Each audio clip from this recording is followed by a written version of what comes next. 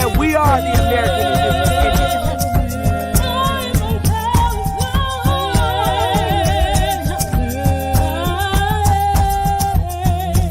Baby. Copper color Indians, baby.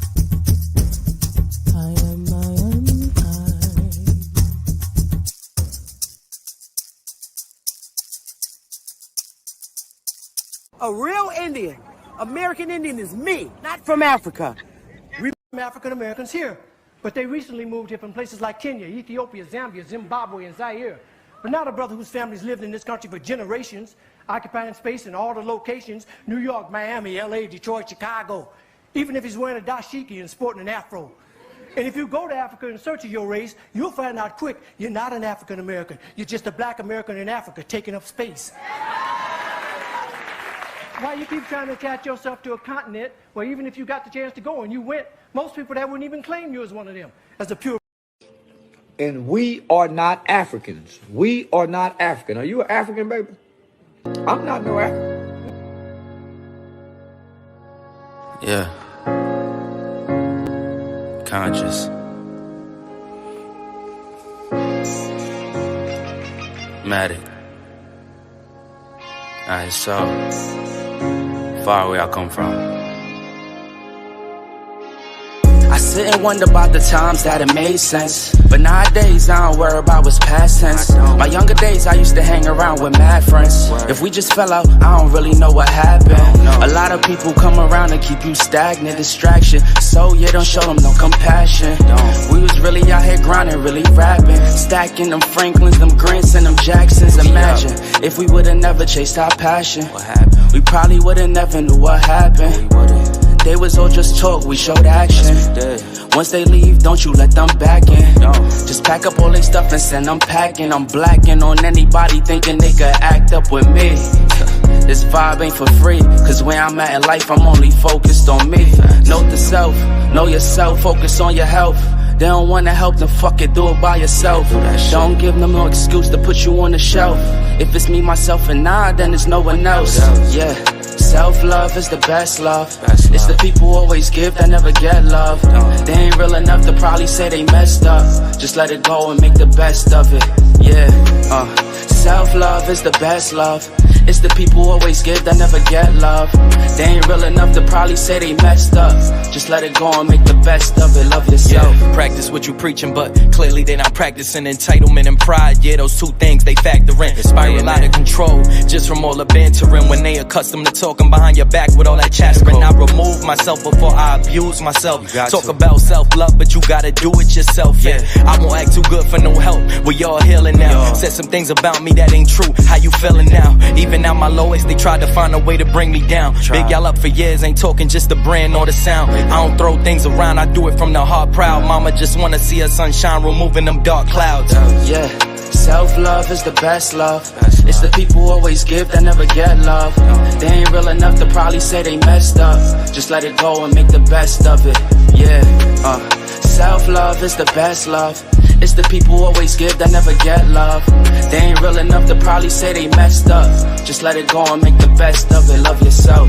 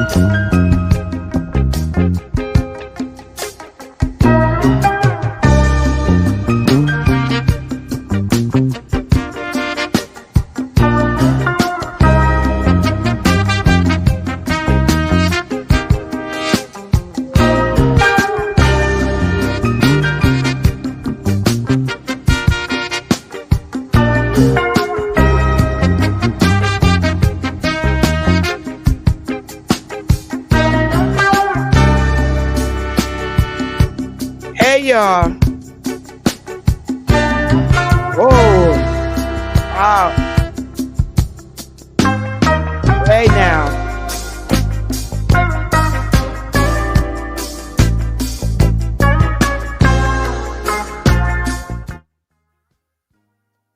Hey, Is that background music too loud still? Hey, Lady Moon, can't touch this. Oh, it's just me. How you doing, sister? Straight Smoke and Sammy and everybody watching. Listen, moderators, I need y'all to help me today. What I'm trying to do is get the people um, out of here, keep the people out of here that have no reason or use for being in here. I'm trying to create an atmosphere with like minded people. So, um, this channel, my channel, is specifically not a debating channel. It's not a channel up for debate. Okay. This is a very confident channel.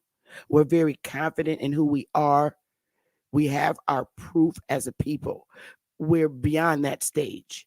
So, in this atmosphere, and I have my political people watching me, and some great advisors watching me, and I can tell you right now, a lot of them are into um, government work, political work, all kinds of work across these states that I've personally dealt with in my political life.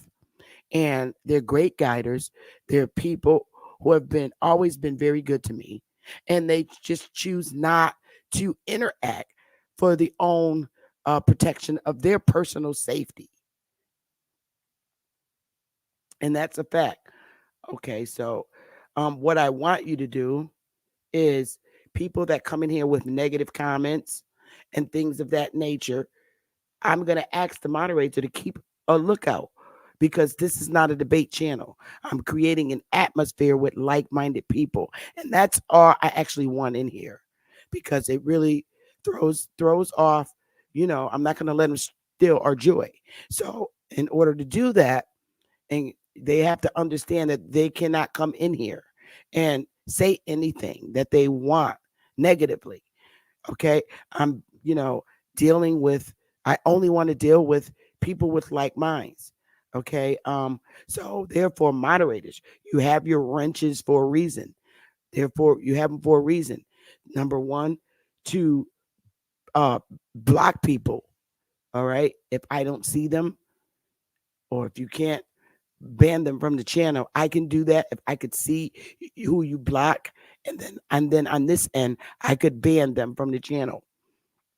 In doing that, it will allow for my political associates to come in and interact in my community. Okay. Um so going forward, I really need you moderators to keep an eye on these people in the community. Enots, how are you? Lady Moon, beautiful.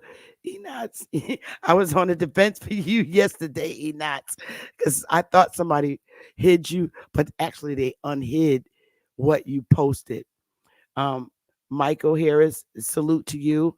Um, and the topics that I want to talk about, and I want to continue to talk about, are really important topics.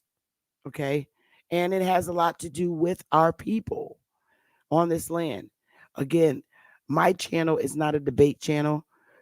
Aboriginal Power conducts debates, and we all like to watch the debates. They're fun and they're funny, and he's trying his best to control the behaviors on his panel, on his channel, and he's going to do it and control it in a manner in which he knows how to.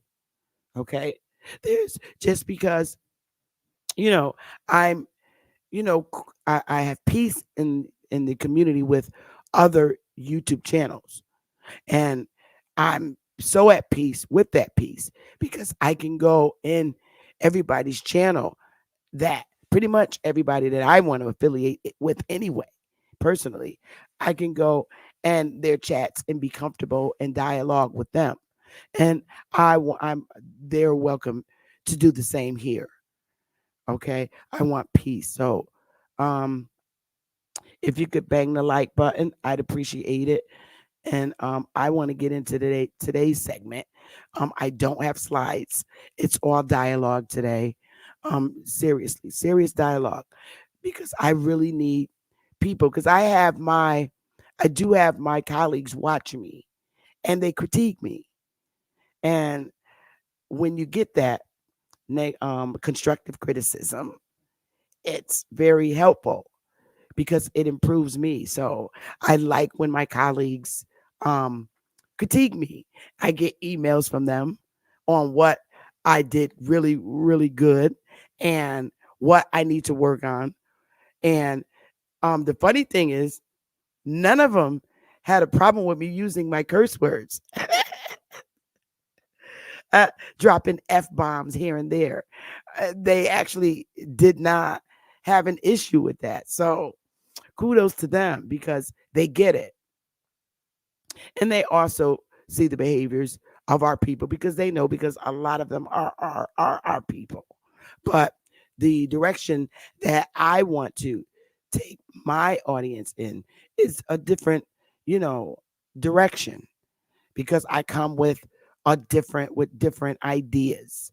I'm a lecturer and I teach and I'm exercising a skill that I have.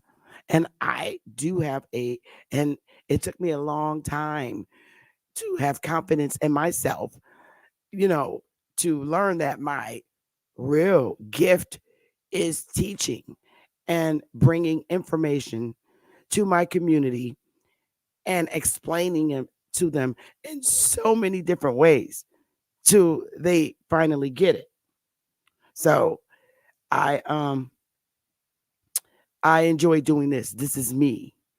Okay. Everybody else has their own gifts. Okay. And again, I'm human. Okay. I'm I identify as American Indian. Okay. Aboriginal is the same thing to me as an American Indian. That is literally from the North American landmass. It's one and the same to me. I don't see them two words differently. All right. I don't mind using both of them.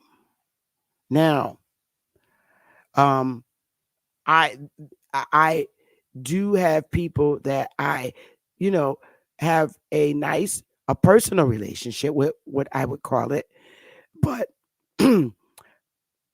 I there's a lot of things that I disagree with my colleagues that are YouTube content creators. And that's okay. It doesn't mean that we hate each other and it just means that we see the world differently. We see our history differently. And that's with Moors. I have a very deep disagreement with Moors when it comes to our history. But that doesn't mean that I literally hate the people that live by that lifestyle. I don't. Okay. I like A1 a lot. And I there's things that I totally disagree with him with. And there's a lot of things that he totally disagrees with me with. And that's okay. It doesn't mean we hate each other. We can interact and behave like adults and speak our differences in private. Sometimes I get goofy on YouTube about them, but it doesn't mean that I hate them. I actually love my brother A1. I do. I just don't agree with them, and that's all it is. And anybody that tries to make it into something more than what it is, uh, you should be very careful because A1 will curse you out, and I will curse you out too because we are cool at the end of the day. All right. I will no longer have anyone use my panel to address people that they dislike. I learned my lesson from that because that's not cool. It's not. Um, I will, however, express my personal opinion because I don't like sending out subliminal messages. I literally call names and I address people, especially when I know they're talking to me. But if it's just somebody that ain't worth it, that's just somebody trolling around in YouTube, I don't even pay them no mind. I just put them in a place right at the door. Boom, block them. I don't have time. My channel going forward because I want to maintain my um viewers. I do. I want to keep them in here. I'm very multicultural. And what that means, multicultural means I get along with all races of people on this planet. I like conversating with people from other countries, whether it's Asian country, um, Indian country, Hindu Indian country, Mexico, our brothers and sisters, all countries, period, across the state. I don't care if they're Arabs or I don't care, Jewish, white, all the white European races, Irish. I don't care. I'm multicultural because I find that when you're a multicultural person, that you learn even more about history. Now, let's set the record straight. No matter where we are from in the world, we have all been lied to by our governments about history. So communicating with people in the same position in myself in other countries who are historians and who like to talk about the things that happen in countries, whether it was war or lies, I like to speak with them. I don't like to disrespect them and make them feel that they're not comfortable to be in my chat room. Every race that's ever been created on this planet is welcome in my chat room. And that's a fact. I will not allow anyone in the community to prevent me from communicating with other people from other countries, from of other shades of skin. I don't care. Okay, so that's one very important thing that stays in my heart. Okay, I uh, I don't like to affiliate myself with racist people, whether they're from my community or any other community. I don't like it. I don't like it because I can't sleep at night when I say something hurtful to somebody who's just trying to communicate with me and they happen to be from another side of the world. I don't like to be mean to people. I just don't. It's wrong. To me, it's internally wrong. Okay. So, um, that said, smash the like button. It's 100 people in here. So they're listening. So I want to get into talking about Negro Indian. And I put Negro Indian up there because Negro means something, it's a Spanish word, literally is. And it means black. It's a color. It's a color. It means black in Puerto Rican. If you ask negro, negro, that's how you say it in Spanish, negro. And it means black. It's a color. Okay. From what I'm hearing in history, the Spaniards were the first people to come over here and colonize, from what I'm hearing. And they spoke Spanish. So negro has been a word that stuck to this soil from the first colonizers, according to history. And it means black. So when they came over here,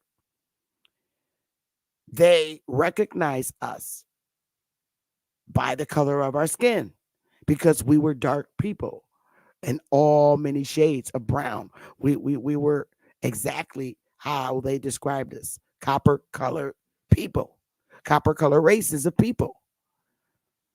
And if you look at copper, my skin tone falls within that perimeter.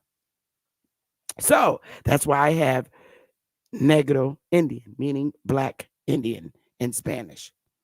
Now, American Indian. Now, America, as we all know, North America is a continent, and so is South America.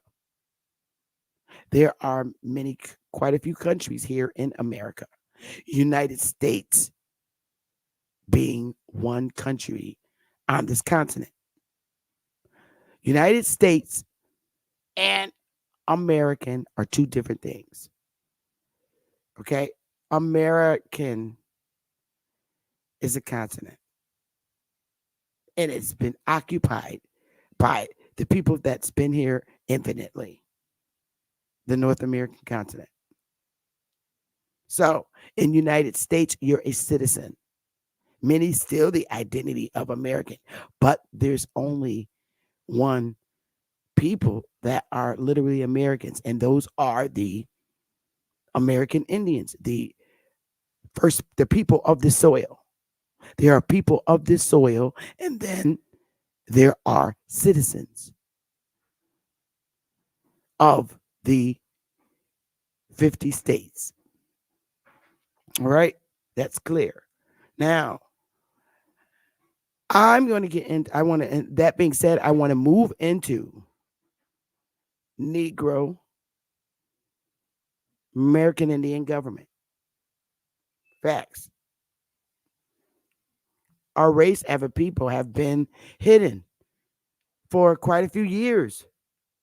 Our race. The Pequots in the north, their history and identity was erased and then it was put back. They were literally erased from history as a people, and they were the largest um, and very fearful tribe of Indians in Connecticut until they were wiped out of history and they restored their name. They were wiped, many of them were wiped out and removed from the mainland soil into the islands. And they joined other tribes that already existed. But they came back and restored themselves. So, being a Negro Indian, an American Indian, I wish to restore myself. And the way they restored themselves, the Pequots, they restored themselves in a civil manner. And that's the route I wish to go. That is the route that I wish to go, the civil route. And there is a civil route. There's many routes that are considered civil, but civil and safe is what I'm going to say. Because on, we have not been in control of our own government since our governments were dismantled. And that's been a very long time. We've went through a lot of atrocities as a people here, being overpowered and enslaved as Negro Indians to this soil, this American continent. There's monuments all over this continent with people that look like us. And these are the monuments we want back. They were taken down by those that dismantled all of our tribes across these 50 states. And I believe we have a right to have those monuments back because they're monuments of our ancestors. What they did was took a lot of monuments of quintroons and put theirs up and removed all of ours from the mainland, which is crazy. And we want ours back. It's only fair because we had monuments that looked exactly like us. So they took a lot of monuments that literally belonged to South America and put over here and portrayed them as being the Indians to the mainland, when in fact, a lot of them are Indians from Central and South America. And a lot of them appear to look like octoroons, if I may say, or those falsely claiming to be octoroons. Facts. So let's get into my way. And, you know, when I went in to figuring out the most civil and safe way and humble way to reestablish our government, I went in and I wrote down, literally, I wrote down all the things and the atrocities that happened to our people and continue to happen to our people. One of the biggest things that um, I felt the need for a Negro, American Indian government, as we had in the past, our own government on our own continent, is because a lot of our men with criminal backgrounds are unable to get civil jobs so that they could transition into.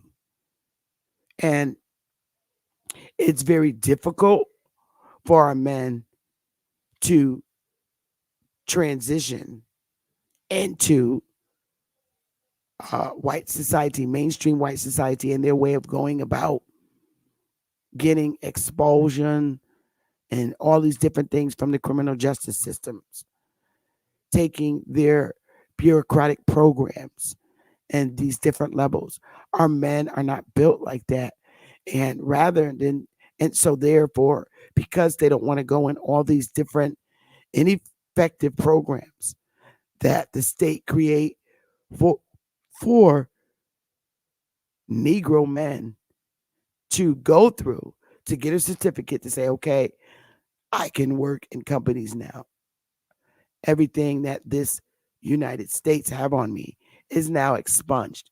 A lot of our men don't have time to go through that because they need to immediately transition out the life they're in. And the women too. The women too.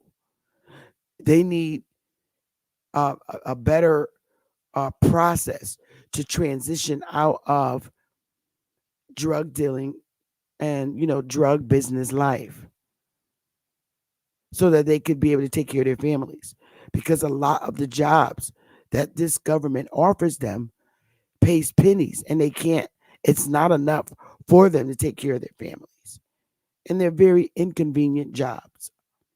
So one of the biggest things that I thought about us having our own government instead of being in a foreign government is our own government, where our men, you know, of course, we're going to take them through a background check, but not by the advice of this government, just by personal biopsychosocial assessments that we could take of them to see and figure out and determine where this puzzle got erupted in their life.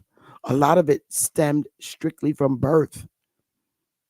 A lot of men and women in our community, their life is a complete puzzle that's not put together. So, conducting a biopsychosocial assessment of them, that means their life history from as far back as they could remember, close to their birth, and all the way up to now. A literal confession of the things they did so that we can better be in a better position to help them work in our government. And it's going to be things like anger management and just teaching them how to be civil, because living in the world in a drug dealing life is hard to be civil, because you're up against so many crime families and whatever else that comes in that type of lifestyle. So me being a program developer, I like to create those type of programs that they could go through. And it's not like this government's programs, these faith-based programs. I don't want that. It doesn't work for our men. And this government doesn't understand that it's difficult to take a people from this soil and transition them literally into their societal culture. That's tough. So our men need to work and see more people that look like them that they could better relate to. Because when you're when you when they're in our hoods living that type of lifestyle, they're only accustomed to really dealing socially with their own people. It's like they're in this little box right here and they don't go outside of the perimeters. So it's very difficult for foreigners to transition them into their lifestyles. And I just feel that a government that they can relate with, it's be a little bit more easier. Everybody's not going to be able to come into our government. Certainly not going to be able to, because everybody's not like minded. But the programs that we would like to design is so that our men can have trades, better trades, and not go through all these horrible bureaucratic hoops created by this system. So it's been going on for so long, and no one's ever made an attempt to opt out and start something else. Now, there is only one person that I know of in YouTube that claims to have established a government, but not. It doesn't seem like everybody wants to be a part of that government. I don't know why. I don't know. And everybody's probably not going to want to be a part of our government. And I get that too. They have to make their choices. But building a government, your own government, you really do need your own tribal police. You need your own courts. You do. And you really do need some type of um, disciplinary measures. You do. You don't want to fail. There's so much involved that there is. And the one thing we don't want is foreigners in our government. So I say this because when you're building a government, you really want to deal with like minded people, professional people, people who understand what government is and what it consists of. And it consists of a lot. Like, I can't establish a government and then get some hood guy to come in and oversee specific programs.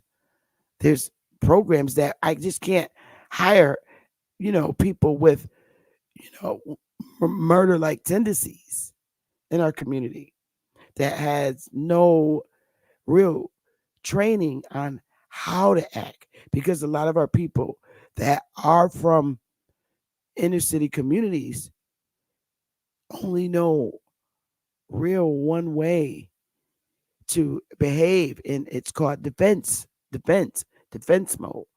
We have to create programs that transition to help put a lot of piece puzzles together in their minds to learn that every constructive criticism or disciplinary measure is not an attack on you where you need to be defensive, but it's an attempt to try to transition and correct your sense of thought. So we have to take them out of defense mode and get them in a humble mode.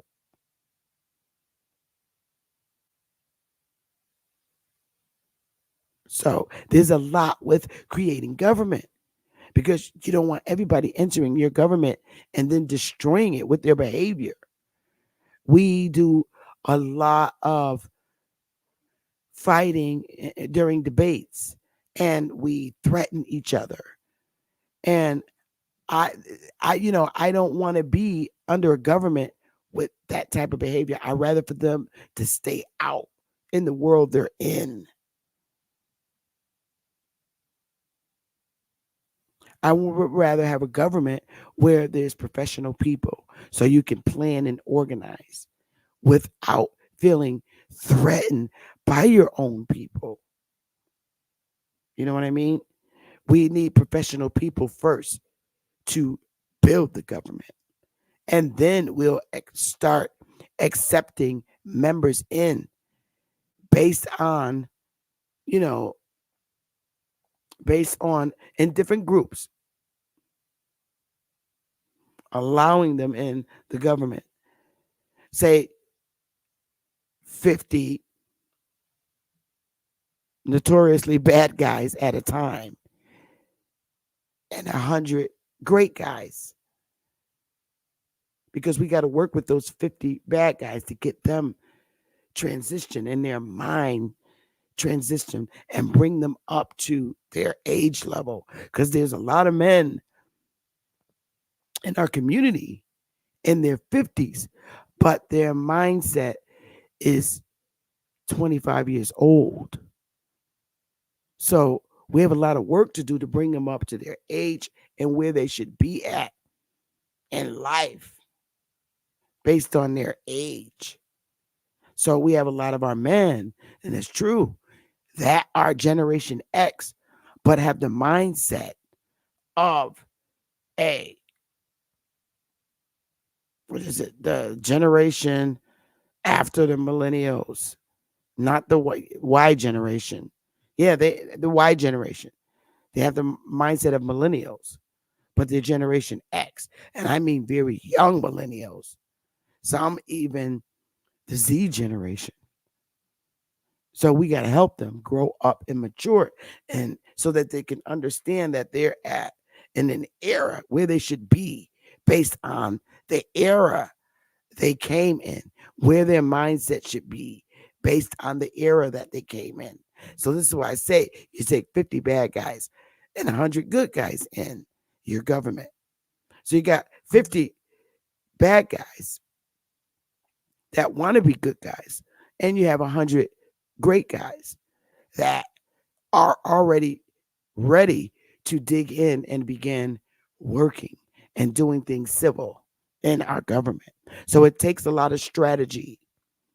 And when I say 50 bad guys, I literally mean 25 bad boys, 25 bad girls. That's what I mean.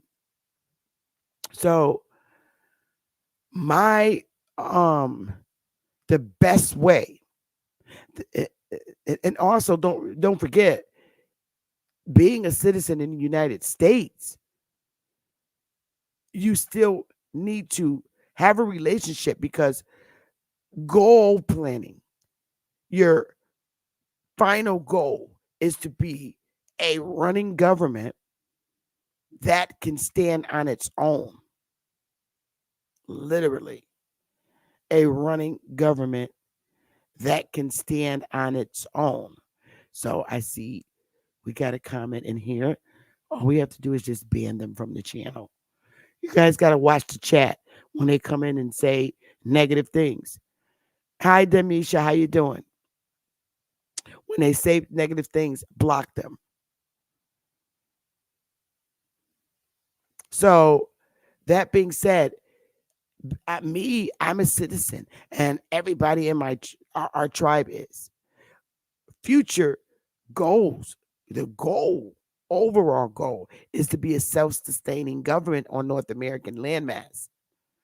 And the easiest way and the most civil way to begin that is to create your own family tribe, which is a 501c3.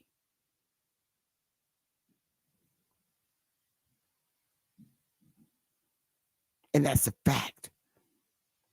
Because the 501b, establishing your own family tribe or nation, is one of the greatest ways to reaching your goals into being sovereign. It is very civil. Everybody in there, you gotta, it's all a test. It really is. Because all the things that you want to do in your family tribe, you can do. You can do. You can have security, police, all these different things. You can. And the 501c3 gives you the opportunity to build yourself into a civil, disciplined government without causing harm to anyone outside of your government. Wars, conflict, all those ugly things. And so I say starting it that way is because it allows you the time, it allows you to take your time and building what you need. And when I say building what you need, there's so much you need. You need your own hospital. You need your own doctors. You need your own police station. You need your own fire station. You need everything. You need your own court system.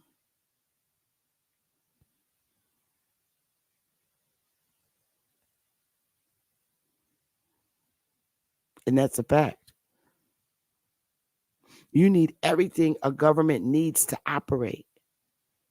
So, establishing a 501c3 and operating by your bylaws really gives you the opportunity to pull yourself up from your own bootstraps.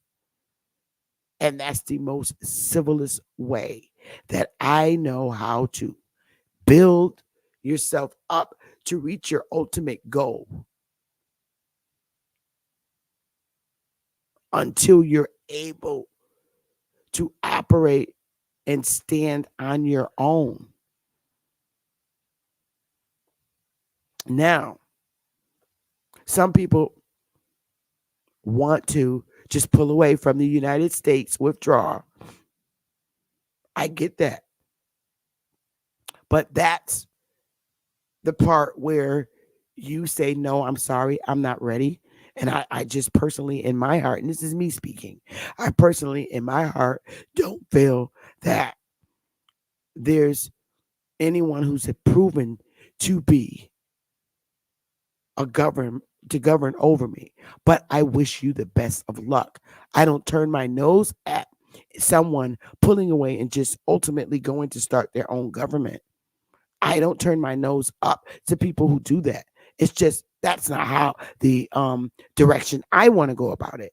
There's other people that want to go in that direction, and I don't turn my nose up to it because the ultimate goal is to be a self, a self-governing body where you stand on your own and function and operate.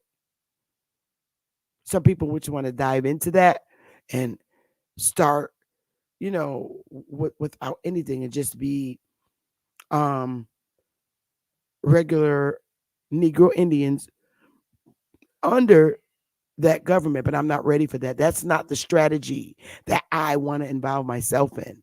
I don't think I'm not comfortable with that. And a lot of my tribal members are not either. We rather reach the goal of being literally sovereign, building our own government up. Right. Both options. That's right, Sammy. And let me put this up because that's important. Both options are just fine. And that's a fact. Straight up fact. Both options are fine. But I chose this option because I have more opportunity as a chief for my brothers and sisters in my tribe. And that's a fact. I chose this route as a way to build up into that being self-governed through the 501c3 way, because we don't always have to stay as a 501c3. We could literally demolish that once we're all set to function as a self governing government with no ties to anywhere. You can at any point demolish your 501c3 and say, okay, we're ready. But and I like having that option. We're ready. Let's demolish this and now function on our own. But being in the 501c3 helps you in the planning process, organizing process, and all of those things. And not only does it is it positive thing to help you, you still have like it allows you to continue your good relationship with this government, and then you break away from this government, and now it's government dealing with government instead of government dealing with citizen. It's government working with government in a positive and civil manner. Like, let's say Al Sharpton decided to start a government and say, all right, you Negroes all come. I ain't going with him. Number one, I don't like him. Number two, I don't trust him. Number three, he's a boomer. Number four, not my type of dude at all on no levels, at no level. And that's a fact. So this, the purpose of the Wyatt Nation is to bring in those professional people that we know, all right, you can definitely be a lawyer. You can be a judge. You can be a police officer. You can be a fireman. We're going to need all those things in our government.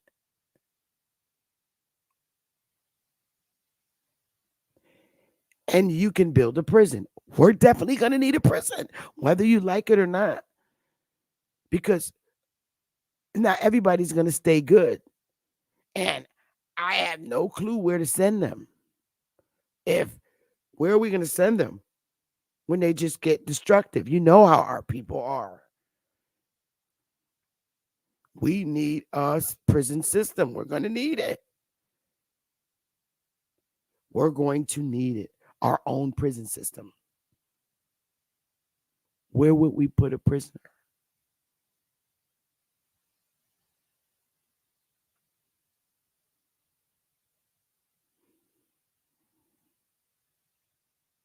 Now, will our laws be a little more different than the United States laws? Oh, hell yeah.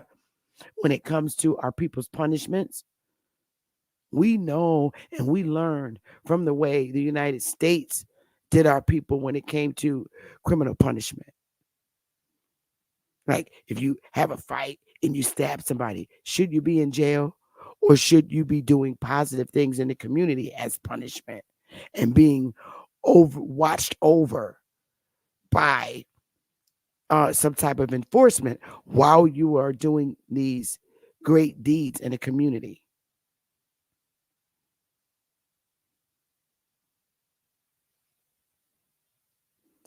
All volunteer. You're not getting paid as a prisoner. Volunteer work that you're going to be ordered to do by the judge and our militia overseeing you and watching you and accompanying you while you provide these services. So that's just an example. No, we don't need to lock them up. Now, if you kill somebody, you have to be locked up. But our again, it will be a little different. Was he defending himself? Did he had no choice? This system is horrible when it comes to that. It's horrible.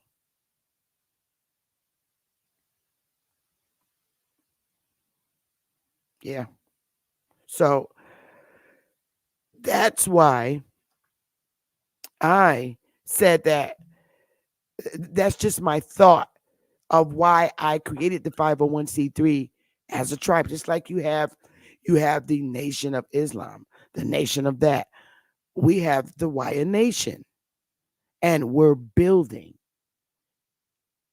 We want to recruit people that can be judges, that can be doctors, that can be, because all these people knows what it takes and can um, go and build the clinics we need. I don't have to stand over them to build a healthcare clinic, a literally a doctor that I say, hey, why don't you join our tribe? You would be a great doctor. That doctor can come in and say, hey, you know what?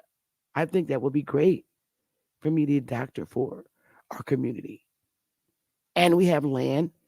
He can be the first one to literally build the structure of a doctor's office that consists of his practice. It could be preliminary, he could just a regular PCP that does multiple things. And then in the next door, it could be a dentist that can pull teeth, can do surgical and the basics. So that's what I mean about building. You have a separate side where they just take care of babies. You have to build. Then you have retired police officers and you have people who are no longer police officers, but probably retired um, or were in the service, correct? Retired from the service, did their 4 years. That's where your police station comes from. You say, hey, brother, we, need you to build a militia for us. That consists of police officers on our land. And they're the ones that could build the police station because they had army training and they were police officers. We need that type of community established within our tribe. So those are the folks that we want to bring in our tribe. That's the vision I see. And you can do that with a 501c3. You're building. You talk to retired police officers, retired firemen. These are the people who could build those um, communities on our land under our government. That's who we want. Great people.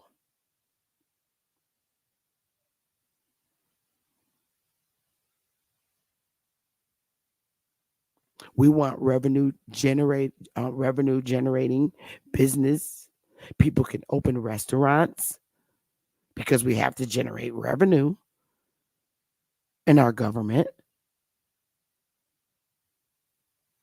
We need a hospital. We need nursing homes. We need everything it is to function. Now, I don't want to go back in the ancient granny days where, you know, a little medicine man comes around and sing a few songs and blow things on your head. Okay, yeah, we can have that, but we need a hospital. If they want to do that inside the hospital, that's fine too. But we need doctors in there that could literally possibly remove bullets, give stitches. This is what we need. So what is the chief going to be looking for? Who? I'm going to talk to doctors. That's my role. I need to talk to doctors. Say, hey, and that doctor can still keep his own job and at the same time building the community and wire. So he has something to retire to and oversee. It's pulling in all the professional people that are going to make a positive impact on our government. And based on our relationship with this government, it wouldn't be a problem to say, okay, we're going on our own. Because if that's what we're doing in our positive 501c3, I mean, it shouldn't be a problem for us to break away and be sovereign on our own and not have to ever answer to the United States government anymore. And doing it by way of 501c3, it shows the government that we're not looking to overthrow them or create war with them, because that's not our intentions. Anyone with those intentions are not even allowed in our tribe as a people.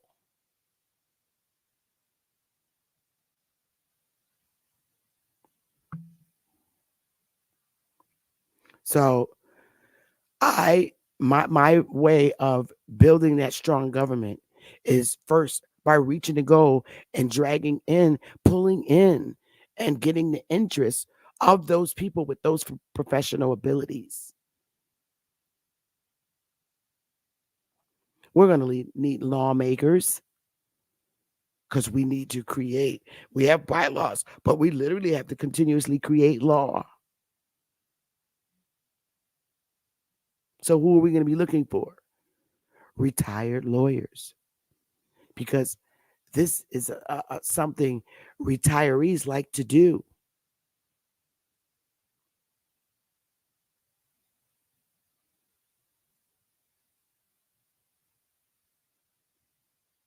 I work with and communicate with a lot of retirees from these different professions. And that's who you see in here watching.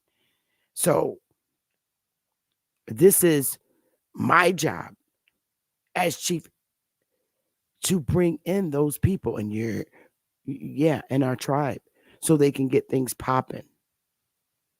You don't just raise money, and because you raise, a lot of money together as, you know, 1,000 people, and just spend it up. No, you got to bring in those retired professionals so they can get things popping for you in your 501c3 in a positive, respectful, humble, and civil manner. That's what I'm about.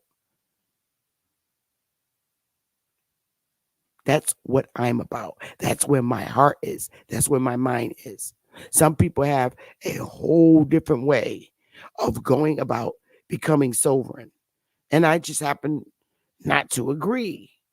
So my job as chief is to continue to bring in like-minded people, not everything's my way and it's not going to change. Like-minded people that we can communicate with and come up with some great resolutions. That's the life I like to live. That's the life I'm accustomed to. It profits us nothing if we bring in people that behave like we behave in YouTube. I can't work with them kind of people. That's not professional behavior.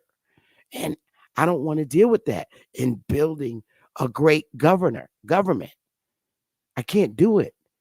I can't talk to them, and I don't want to affiliate myself with them. I need real professional people. And I'm only going to deal with retired professionals.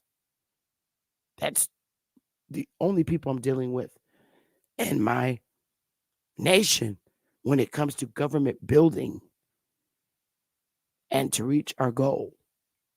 Like I said, if nobody doesn't like the 501c3 approach to this, then they should move on, because that's my approach. That's Waya's approach. If nobody doesn't like this approach, they should leave. Don't. This is why I'm giving this segment today, so that people understand my approach to becoming a sovereign government, is why I give the Saturday Create Your Own Family Tribe class. I'm telling you my approach to building a positive government. So my way of going about it in a positive, civil, and humble manner are for those people who see my goal, the way I set my goal from A to Z, and say, you know what? I like that approach. So they come to the classes, and I have the classes structured at 1 through 6 levels. By the time you leave the 6th level, you're on my level to planning in your own way and working with other people. So that's the way my lecturing is designed. Meanwhile, at the same time, I'm building our own government.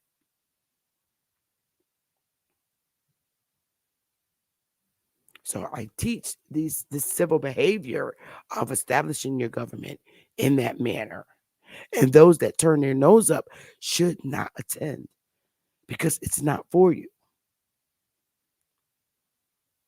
And that's a fact.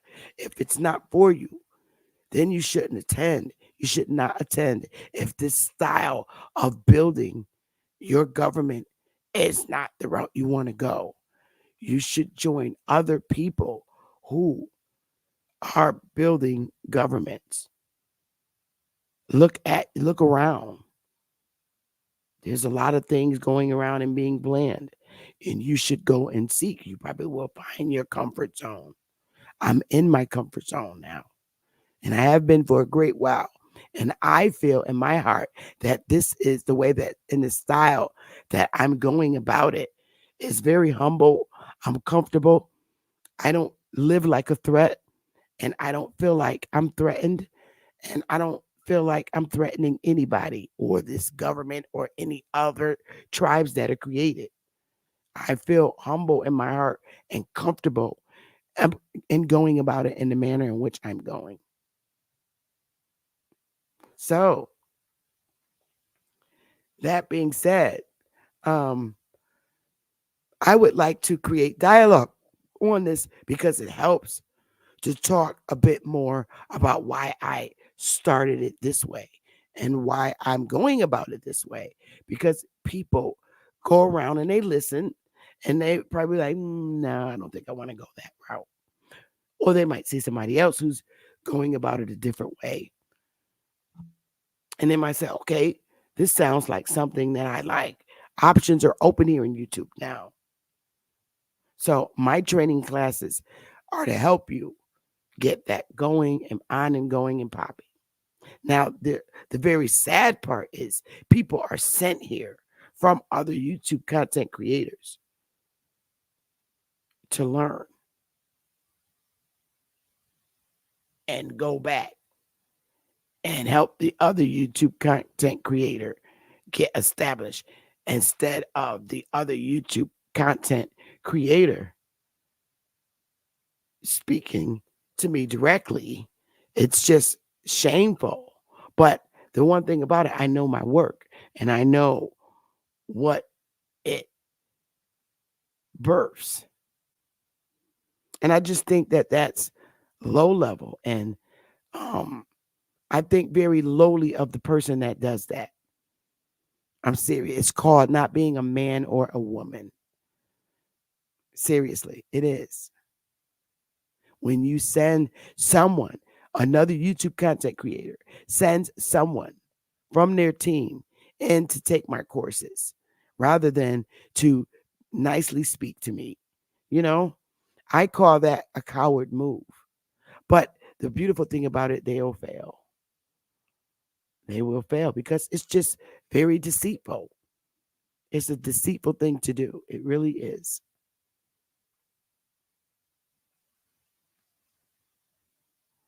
So um, I'm going to open the panel because I would like to dialogue with people more on why I'm going about it the way I'm going about it. And, you get people that come in here, ah, a 501c3 government. Laugh. It's not funny. It's not because it's a goal. That's where you should start from. But see, the people that do that are people who don't have people. to build with, or to, they don't have anyone to join them. So I laugh at them. They don't have anyone to join them in creating a government. That's the problem. So their jealousy brings them here to try and score me. But I'm the one that have the people working with me. I literally have a lot of people working with me.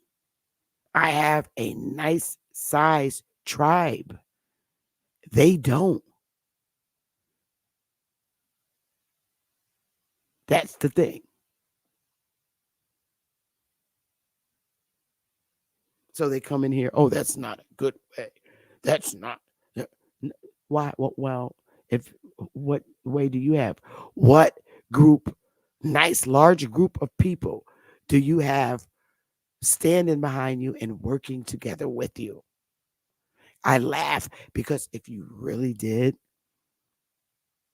you wouldn't be in the chat talking. You'd be too fucking busy. I'm on YouTube for a reason, for lecturing about how to do it and getting people to come into my, take my courses. You're in running around just humiliating people because you don't have anybody to be with you and to build with you. So you have plenty of time to come over here because you're jealous. How did she get all those people? That's the work of the ancestors.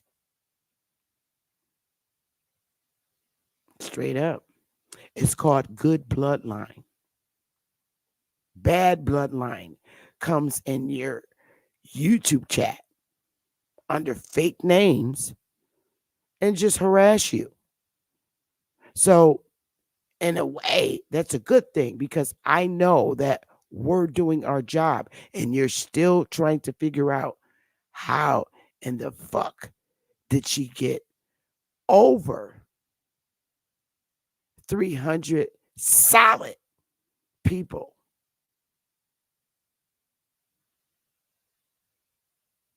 We can have 5,000 members in Wire, but 300 solid people is real good.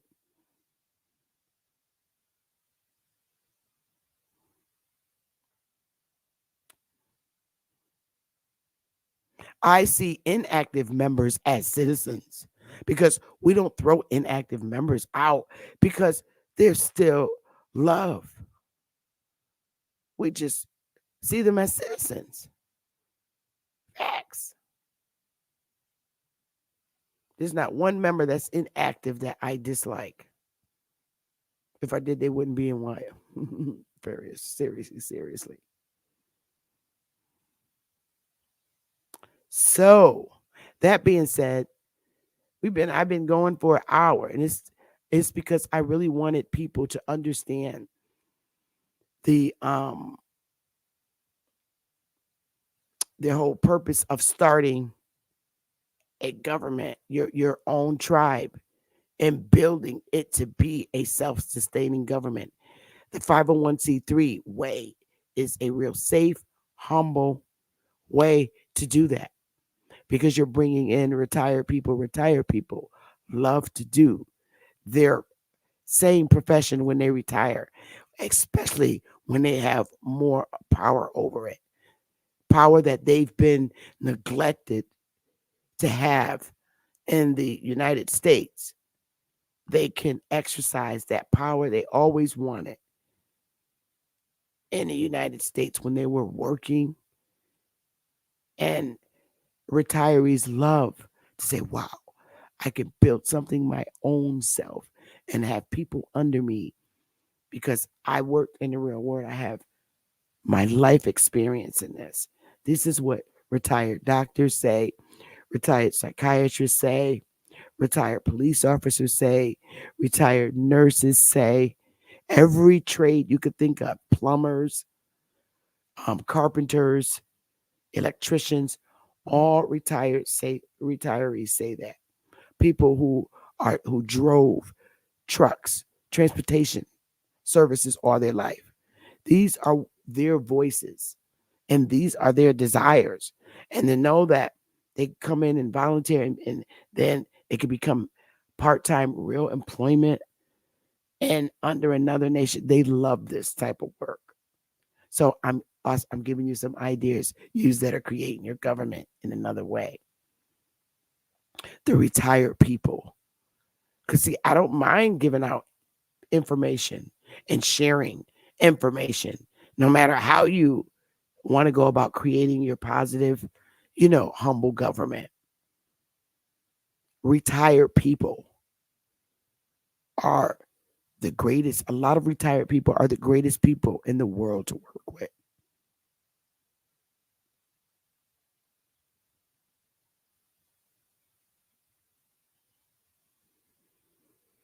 A lot of people, period, point blank, are humble. A lot of people are really humble. And a lot of people like to give good advice and positive advice that has no color. But when you have a racist heart, it doesn't allow you to open it to people that are really, really humble. A lot of people from other races like to volunteer and do things, especially when they look back on their past. They like to correct things that they did in their past about a specific population of people by volunteering as a retiree. It's tons of reasons, but that's truly why it pays to be nice and humble. And I want to stay humble. And one of the biggest ways I like to stay humble is keeping the negative people out my chat room. If you're from an African American community, you should not be over here. This is not the debate channel. This is a learning and lecturing channel. This channel, as American Indians, we are very confident in who we are. See, like this. This is straight up jealousy. Sister Crackpipe. That's fine. You see this, and I can get to ban him now out my chat room. Don't hit him, y'all. I'm gonna ban him.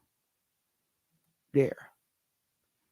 That's hit dogs holler, and that's extreme jealousy.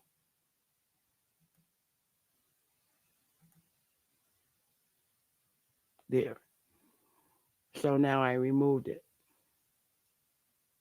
And they come back. That's what I'm doing from now on in my YouTube room. People that do that, get them out of here. I don't have time. This is a lecturing channel and to get you to come to my classes. That's what that's about. That's the education part of why. Now, when I'm not teaching and lecturing in Zoom, I am literally doing tribal work. And that's a fact. Facts, facts, facts. So I'm going to open up because I would really like to hear people thought on, you know, and you can ask me questions at okay, why did you do you really believe that starting as a 501c3 and working your way up humbly to be self-governance? You can ask me questions about that because there's just some people that say, I really got questions because they hear all kinds of stories in YouTube. And a lot of people that give this information to them are very uneducated, street minded learning people. And that's the worst. Well, it's probably the best education you get because it teaches you the more they say to stay away from them.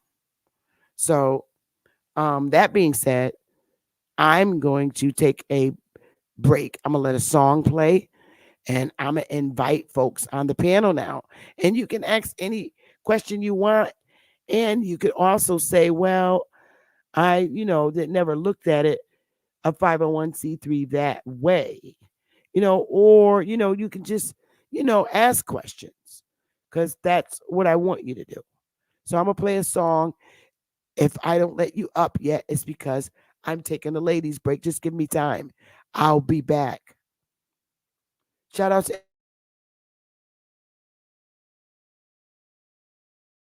YouTube. Shout out to everybody on Instagram.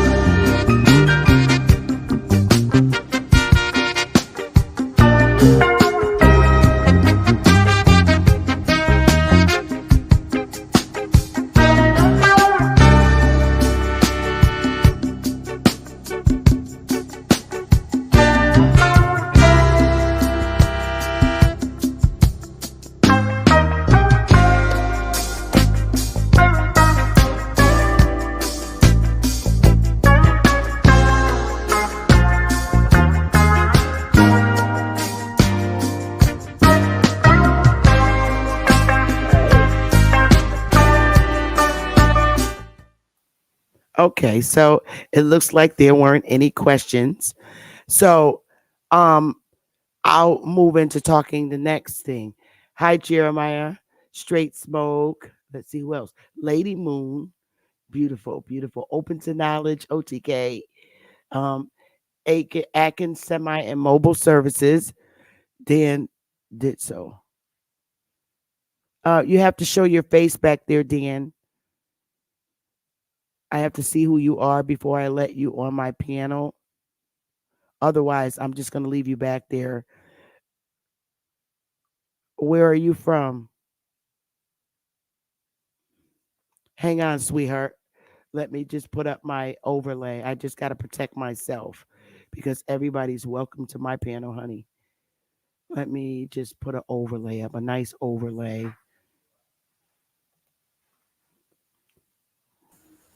Hi, how are you, Dan?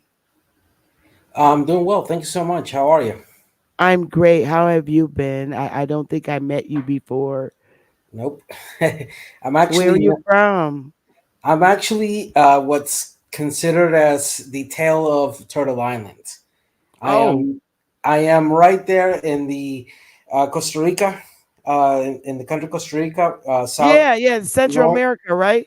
yeah, north of Panama, south of Yeah. Nicaragua, right there. That Yeah, yeah, yeah, yeah, yeah. I know where that little is. That's country. part of the Americas. It's Yeah, Central America. Central America. Yeah. Yeah. So what brings you today? What's good? Well, I've been What's going hearing you, on? and I don't know, I heard that you were mainly referring in regards to North American and the tribal relation between uh, the autonomous sovereign areas of indigenous Native Americans in North America and the federal government, and as well as state and local governments. But I don't know. I, I wanted to expand more into this notion of what are Native Americans and leave your. I know the reality of the United States, but outside the United States, we don't have the same relation with our government in that Uh-huh. sense. We maintain our autonomous, our sovereignty. However, the conditions here are widely different as to the achievements, or should we call the relationships between the northern natives and their governments versus what is the Mesoamericans and the South Americans and the Caribbeans and their Uh-huh. governments. It's two whole wild different worlds in that sense. But I do have one question, and I hope you do not take it personally. No, I don't take anything personally. I'm always open for um professional and humble dialogue. I'm glad to hear that because I've had my experiences here in YouTube and in other areas on this type of conversation. My first question to you would be, um, what and how can we define which people and which tribes and which cultures are considered Native Americas? If I Okay. could just eliminate the S and just say Native American. Okay. So I guess I could take my um uh overlay down because I certainly want the audience to see you and me dialogue. And I don't think that you are going to wave or moon us. No. Okay. So it's good to see you. Um, so Dan, okay, when you say I want to make sure that I understand your question right. So can you maybe put it in other words, Sure. so I don't want to answer the wrong question. Sure. Put it in a very simple fashion to everybody that's listening and to Sister Betty, Chief Betty. Question is, let me put it very simple. Are the natives in the United States the only valid natives in this continent, America, that goes from Argentina to Canada and the Caribbean? Are those natives the only ones existing and that were existing when the Europeans arrived here? No, I don't believe that. Here's what I believe. Okay. Cause see, I haven't studied, Dan. I haven't did deep study in South America, Central America, and I have done deep study in what we call North America mainland, which is where I am, where the United States sit. Now, I do know that there are Aboriginals to South America and Central America. Some look like us and some look like you. You know what I'm saying? Mhm. So I don't, I personally don't say that we are the only ones that exist on this continent. I can't say that because number one, I don't have any proof. And number two, the only proof that I have about my history is from this part of the landmass. I don't have any relatives that I know of that live in Costa Rica or that are from Costa Rica. Now, I know that there are Aboriginals there. They are. I can't be arrogant. I will never be arrogant and sit up here and say, "Huh, we're the only people that look like us are from South America." I can't say that because I don't have any proof and I haven't done any research. So, you know what I'm saying? That's just like a foreigner coming over here telling me who I am. And I'm livid because I know who I am and you came to this landmass after me. So you can't come to this landmass and tell me who I am. So that goes the same thing when it comes to somebody like me and yourself. I can't say, Dan, you're you're not from Central America. You look like you might be mixed with Mexican and black and European. So you're definitely not. That would be rude on every level. I don't like to do that.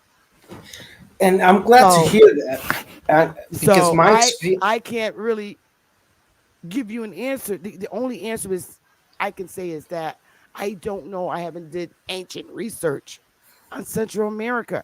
But guess what? I know that there are Aboriginals. There's an Aboriginal to every landmass. And I'm But glad to hear I your hope answer. I hope you understand where I'm coming from. I completely understand, and I'm very happy Okay. to hear your answer, because on the other side, I have. Well, if you don't mind, can I turn my camera off while I talk? Oh, absolutely. Okay, perfect. So I am glad to hear this, because I've had responses of all type of natures. I've had response where they tell me that the only valid Native Americans are the ones from North America. The only Afro descendants or ascendants are the valid ones are the ones from North America, and that those are the only ones that count, and no one else counts. So See. Mm. I've heard that, and I've been told that not once but in many occasions. Now, your response actually is very positive, and it's very valid in that sense, because then the argument is, when the Europeans came here, starting on 11492. By the 11. way, I don't use Gregorian calendar, so when you hear me say 11,492, I'm adding 10,000 years to the Gregorian calendar. So if Okay. you, it's kind of difficult, but there's I a know. I reason get why I it. do I that. get it. Yeah. I get it. So, for example, my people, you see the name of my people right there, Bribri. I was sharing a screen. I don't know if you can just share it real quickly to give Okay. a perspective. Now, this is a an article that was published in Science in regards of Asian DNA, confirms Native American deep roots in North and South America, well, and Central also. As Uh-huh. you can see here, this is a rough sketch of the mobilization of people that was happening prior to the arrival of it. Look at Central America and look at the emptiness that there was there. Central. Yeah, the Central American region is the one you see. Let me Point I it see out. Montverde from the bottom, La- Uh-huh. Lagoa Santa, La Pata do Santo. I also Uh-huh. see the which one of those three?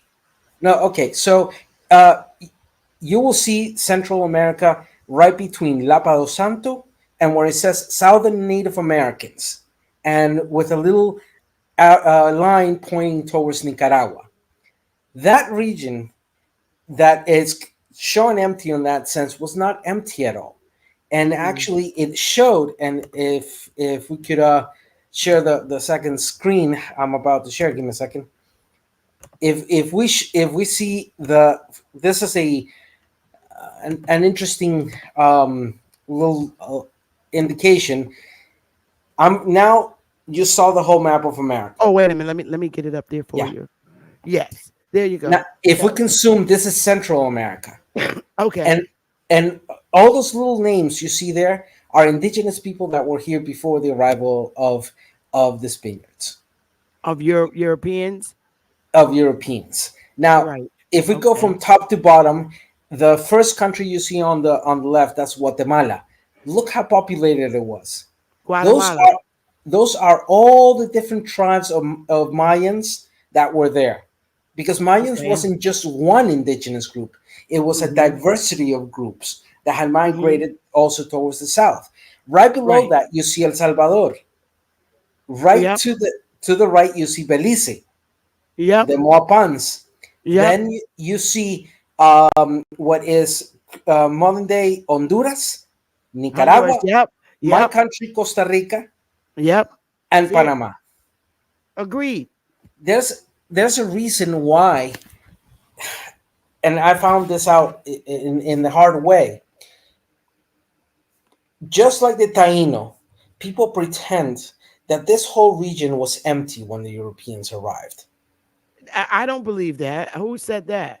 There are many people in the northern section of the United States, which I have conversed to, that to them this is not real. I've never heard of that. I know people from Belize. I know people from Nicaragua. I actually work. I have colleagues from Nicaragua and Peru and all these other countries. So I know that they are people from those areas. I So can't sit up here and even lie. So I don't know that hasn't been my experience. and you know what's interesting in this sense? For me, and this is was the second point I wanted to address on the whole thing. To me, the concept of Negro, an Indian, is it does not represent who I am. I am yes, I use the term American because Hmm. that's what has been more widely spread here in the Western Hemisphere. Hmm. But the concept of Indian to me just reminds me the error that Columbus committed here, thinking that he Right. I arrived get it. to the Indians. So for us, I agree. You're it's right. You're right when you say that. It's just that's something that was wrote in our Constitution, Indian not taxed. So mhm. that's how they saw us. But we do, and they do teach that in our community that Indian is a misnomer Yeah, and because we I were actually the tribes that we were. exactly, and interestingly enough, for people like me on the Central and South America, we learn the realities. And I've traveled through the United States. I traveled from Alaska all the way to Patagonia. I did that trip in a year and a half, and then I traveled through the Caribbean another year of traveling, and Hmm. I concentrated myself on indigenous and Afro communities throughout the whole continent. And we learned early on our history lessons the the realities of the martial trilogy or the Indian Appropriations Act. I hate that term, Indian. We also know the empowerment of tribal courts, United States versus Kagama. Well, when we get to university and we focus ourselves into this type of uh, aspects of our heritage, we also learn about Johnson and McIntosh, the Cherokee Nation versus Georgia, etc. Hmm. So we learn your realities as well as ours. and we Yeah, have and see, grounds. I think that's a good thing. We need to, because that's what I call learning about history. That's why I said I'm multicultural, and if I, seclude myself from communicating with other people, I'm never going to learn, because a lot of us were taught lies. You know what I mean? And the way we learn it is say, hey, what did they teach you over there in South America? What did they teach you in Central America? This is what they taught us in North America. Now let's put it all together and try and figure it out.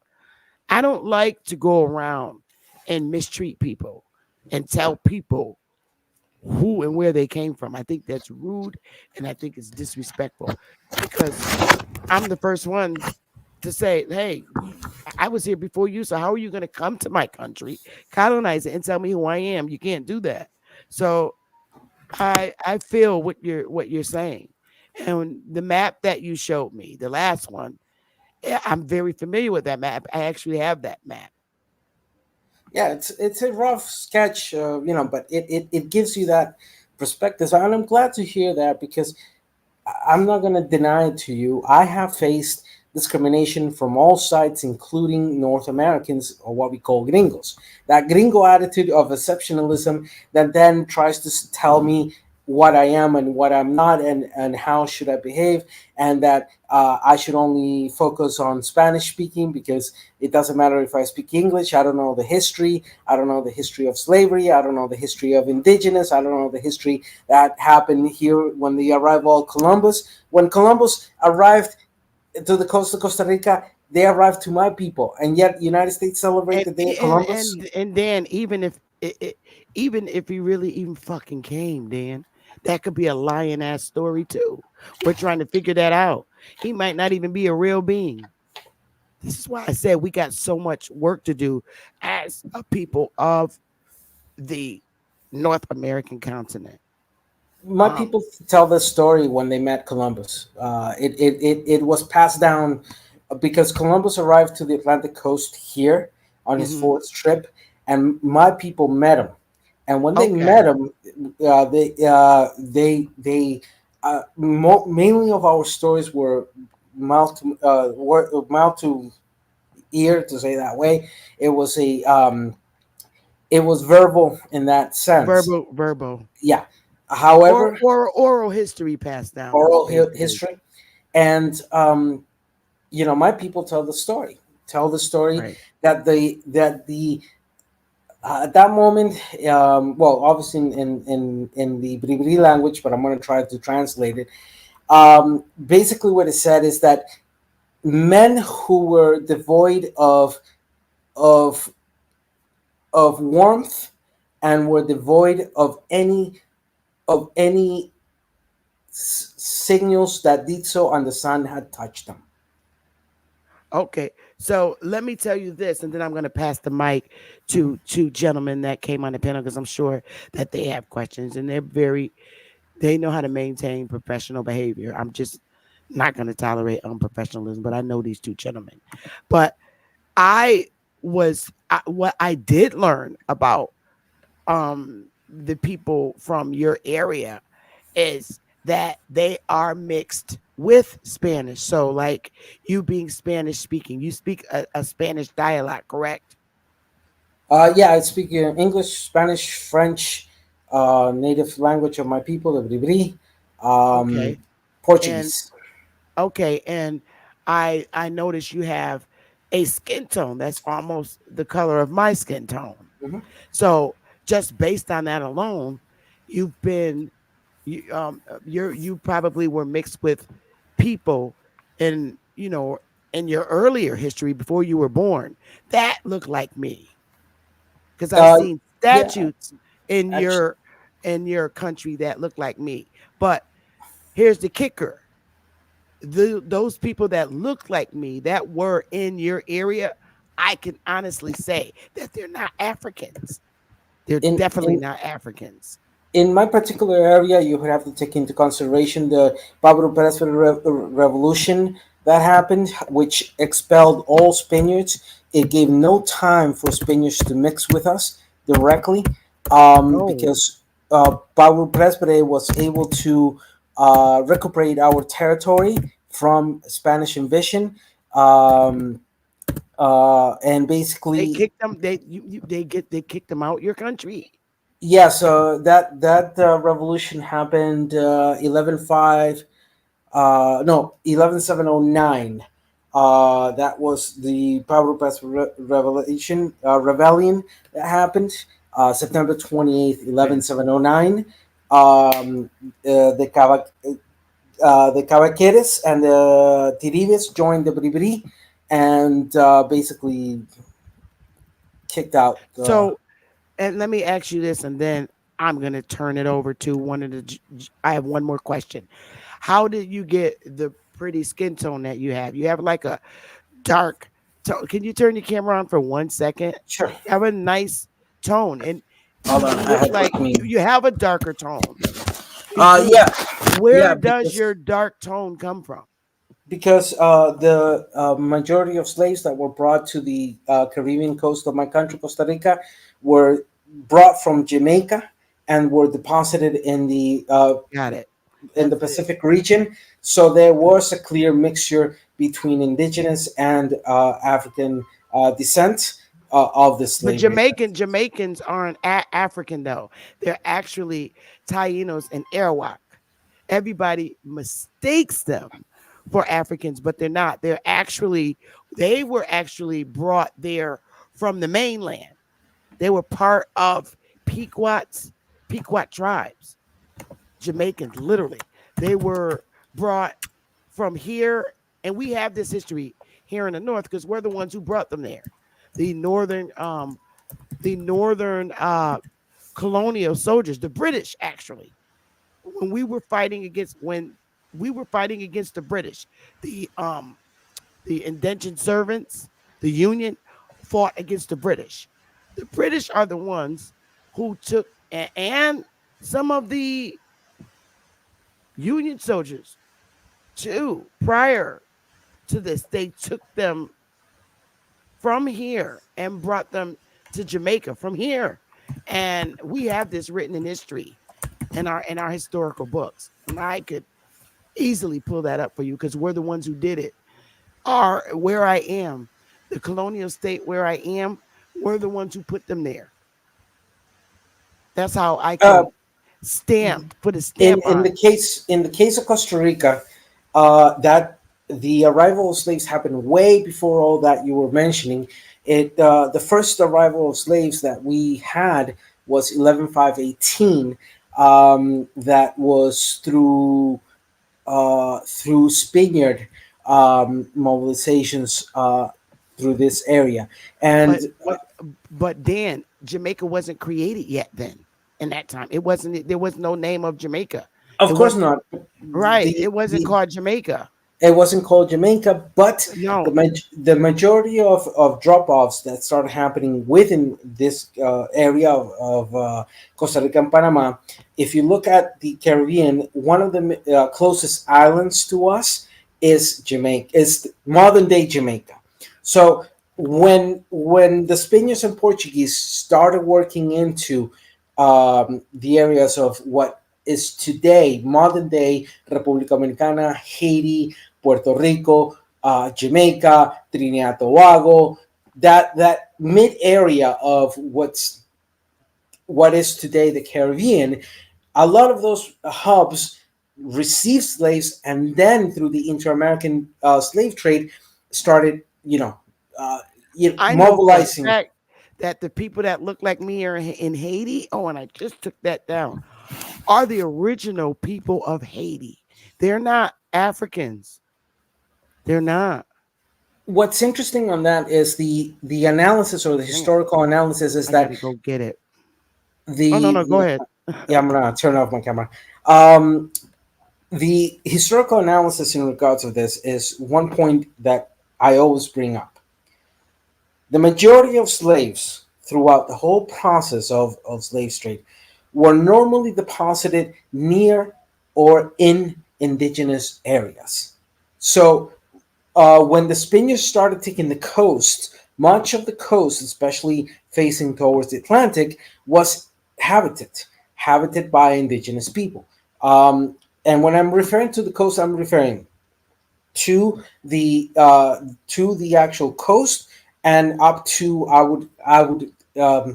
arguments could say anywhere between 100 to 150 miles into land. So that range of 100 and 150 miles within uh, within the majority of either Central Americans and South Americans and Caribbeans, you would see that those areas were mainly populated by indigenous tribes. Most of them tried to stay close to the ocean, close to the waters. Mm-hmm. Um, that being said, the the the the notion of the Atlantic slave trade as well as the inter-American slave trade is very well documented. We know that there was between 12 to 15, 16 million slaves brought to this Western Hemisphere, to this place that is today known as America.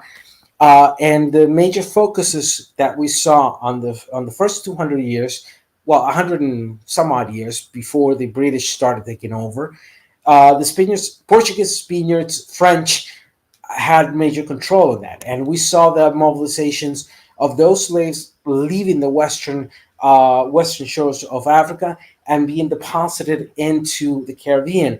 Once they were What? deposited there, Okay, hold then up, Dan. What year are we talking that all these slaves were brought here? Because in the years that you seem to be speaking, there weren't even boats with motors made to bring that multitude here. That's why the story sounds so false. And the same thing with the Amistad. The Amistad was a little sailboat with no motor. And I know that these guys didn't come from Africa. They had to come somewhere in the area of Haiti. Now, I could see a sailboat going from here to um, uh, uh, some areas of South America, but coming from Africa, no, they didn't. That's just not so happening. But hang on, I'm Dan. Hang yeah on 1 second. I want the other brothers to communicate yeah. with you. I'll go ahead and Um, mute. uh, I don't know who. I think Smoke was here first. I don't know which one was here first, but y'all got it. If you want questions, and Dan, you're welcome to come back and dialogue with me another time too, because I like having these conversations. But I'm gonna look in the back for some other things. Sure, But sure. And Smoke, you got it. Salute. Hey, hello and Shout welcome. out to the channel, to the panel, and to the chat. Power to the motherfucking people. Dan Disto, however you pronounce that. Pleasure to make the acquaintance, bro. Well, let me ask Ditso. you. Let me ask you a question though. You say Afro-Indigenous Mesoamerican. Is that the identity that you adhere to, my friend? Identity I adhere to and the identity that is given to me by my ancestors. That would include your mother and father, correct? Mother, my father, I don't know who it was. I'm an adopted individual. Hmm. oh, interesting. Adoption usually tends to lead to adaptation. But let's see if we can clarify some of these inquiries that you having right now, bro. So when it comes to your mother, how would you describe her phenotypically, brother? Dark skin, white nose, small statured. What I was able to meet her when I was 25. She died of tuberculosis 3 years But afterwards. hold on, wait a minute. Oh I wow, don't I'm I don't so want to get too sorry. right now. I don't want to get too intimate with you, brother. Just a brief description of her visage, like her countenance. How would she be described on the world stage? European, Asiatic, Negroid, like She would be described as either African American or Latin American, for so whatever that is worth. you are claiming to get your indigenous heritage from your mother's lineage, correct? Yes, and verified through, well, DNA test when I was 21. So are you asserting that your mother has indigenous roots to the Americas, sir? Yes. Okay. So that would mean that you do understand that the Negro phenotype was prevalent here in the Americas before any such notion as invasion, exploration, or slavery, correct? The dark skin, due to the nearness of the equator and the near and to the geographical location, yes, was present here. You want to call that negroid? I would disagree on the terminology you're trying to provide, but the phenotypes throughout the Mesoamerican regions were varied and had different dark skin notion to it. And if you see, for example, the noses of northern section of Mesoamerica, especially what today you call the Aztecs, it had a particular nose, and as it went south, noses got wider, Wait a minute, etc. bro. Hold on, brother. Let's not confuse the people here. Let's not let's not go back to the future yet, right? The DeLorean has not been invented yet. Let's stay back here before the age of slavery, exploration, and conquest, right? Let's stay there when America was still in its purest form, right? Some before invaders or settlers or anything of that nature. Are you asserting now that there were still differentiating phenotypes existing here? Yes, and I can provide the evidence on that. In fact, That's cool. That's cool. I just want to know in your studies what are the distinguishing phenotypes that you have come across. um, are we talking specific regions, North, Central, South, Caribbean, We or talk. are we talking I'm more talking. generalized? We talking America. Period. We talking about before, right? We talking Hmm. about before invasions, before any Pre-Columbine. visitors. Just Mhm. we're dealing with Americans here, right? As they existed before any convolution. So there were various phenotypes depending on the region, and depending on location, and depending on, um, for example, we see the mobilizations of the Olmecas, then we see the mobilization of the Chorotegas, we see the mobilization of what today is known as the Mayans, but actually the different Caciquichel type of tribes that were pre-Columbine eras. We also see the mobilization of what today is known as the Incas, mobilizing from the north towards Central America. We have documentation that they were arriving at Costa Rica a few thousand years prior to the arrival of the Europeans. And Okay, well, hold on the on. Wait a minute. north, We don't want to do the information overload, brother. We don't want to okay, do the information overload. Let's just keep it simple and basic, right? mhm. Now, So yeah, let's just different phenotypes, okay. different regions.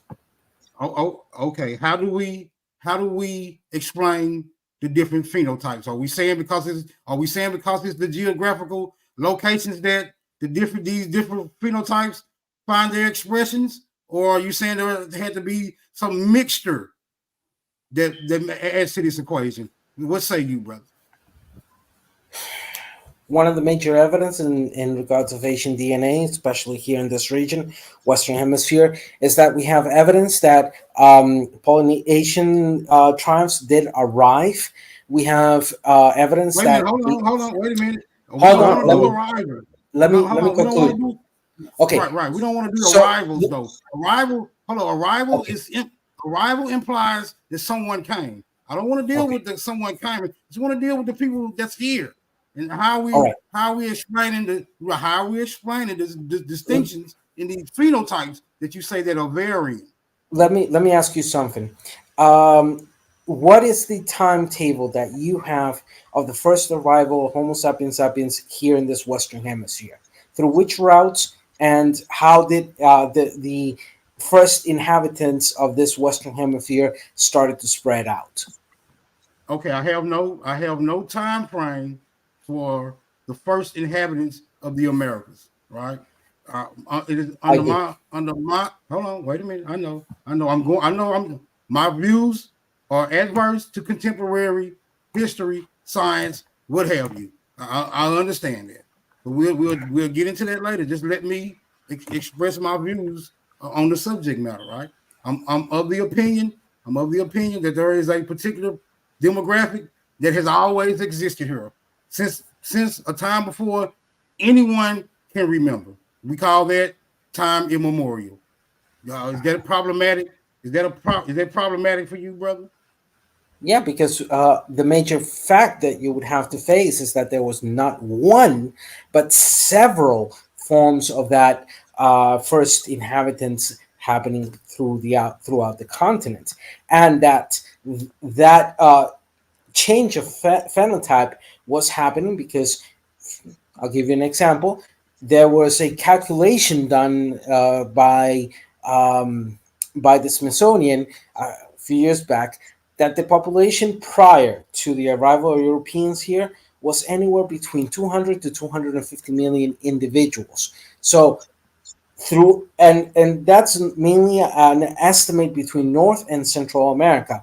If we add South America and the Caribbean, that number could have risen a bit more. However, those estimates in that sense also tells us and indicate to us that there were different tribes happening throughout this region, and as the tribes near the tropic, obviously certain characteristics were shared with tropics around the globe. Um, so one would have to argue first. Here we go. I would ask you again. First, let's determine the timetable to which the first arrivals of Homo sapiens sapiens happened in this Western Hemisphere. Through No, no. which See, that would means, imply. Wait a minute, sir. That would imply that I agree with the Homo sapien timetable and the way they dispersed from wherever they originated at, right? And by no means do I agree with that, brother. Right? By no means can I accept that narrative because there's no way you can substantiate that.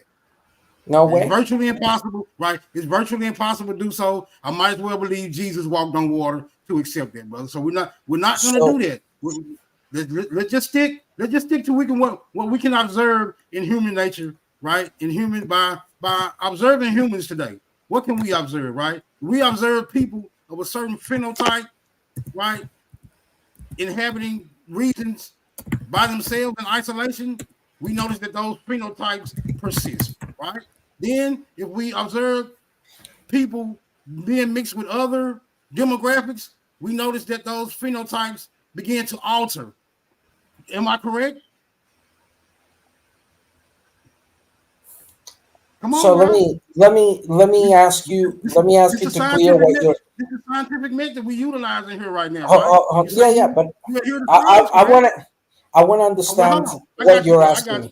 me. Hold on. I don't Yeah. want to take too much time. I just want you to contemplate these basic questions that I'm asking you. I'm gonna let somebody else get the flow for right now, bro. But just save me some of Dan Disto, y'all, cause it's gonna be a nice little meal for me. Go ahead, I Smoke. relinquish Before the you flow. go, I just wanted to see if I understand it correctly.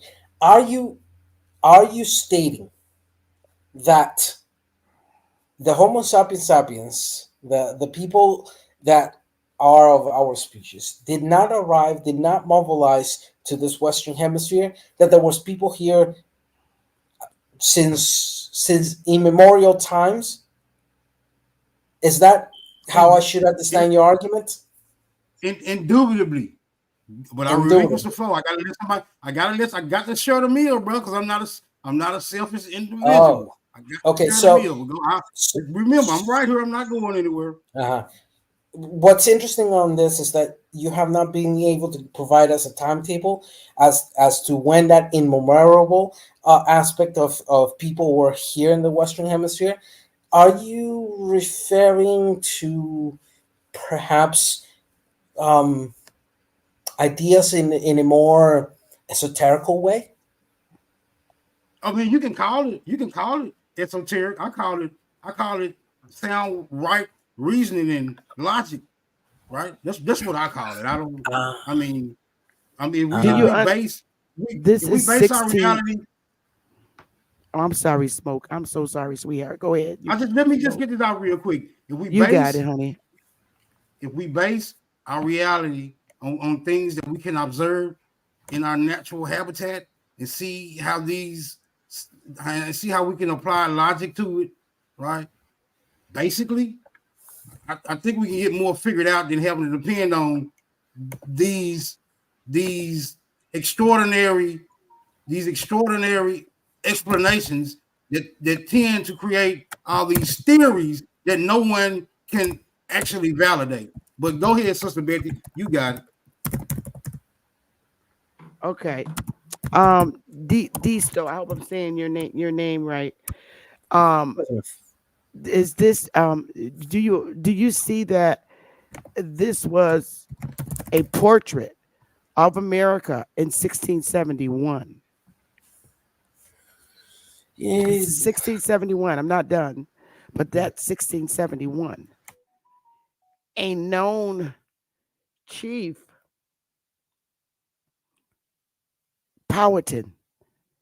I know you heard of Chief Powhatan. Have you, sir? You've heard of the story of Pocahontas, Chief Powhatan, Dietsto. Have you? You had to. He was a very powerful chief. Mr. Ditso, your mic is muted sorry, if you're talking. my mic was muted. I Yeah. wanted to Have you ever provide heard them. of this right here? Is America in 1671. You mean the story of Not this right here. This right here is America in 1671. This is facts. All right. This is Pocahontas. That is you a woman that looks like me. This is Chief Powhatan. I know you heard of the story yeah, of Chief Powhatan. That's him and his daughter. That's a real statue in Virginia Historical Society.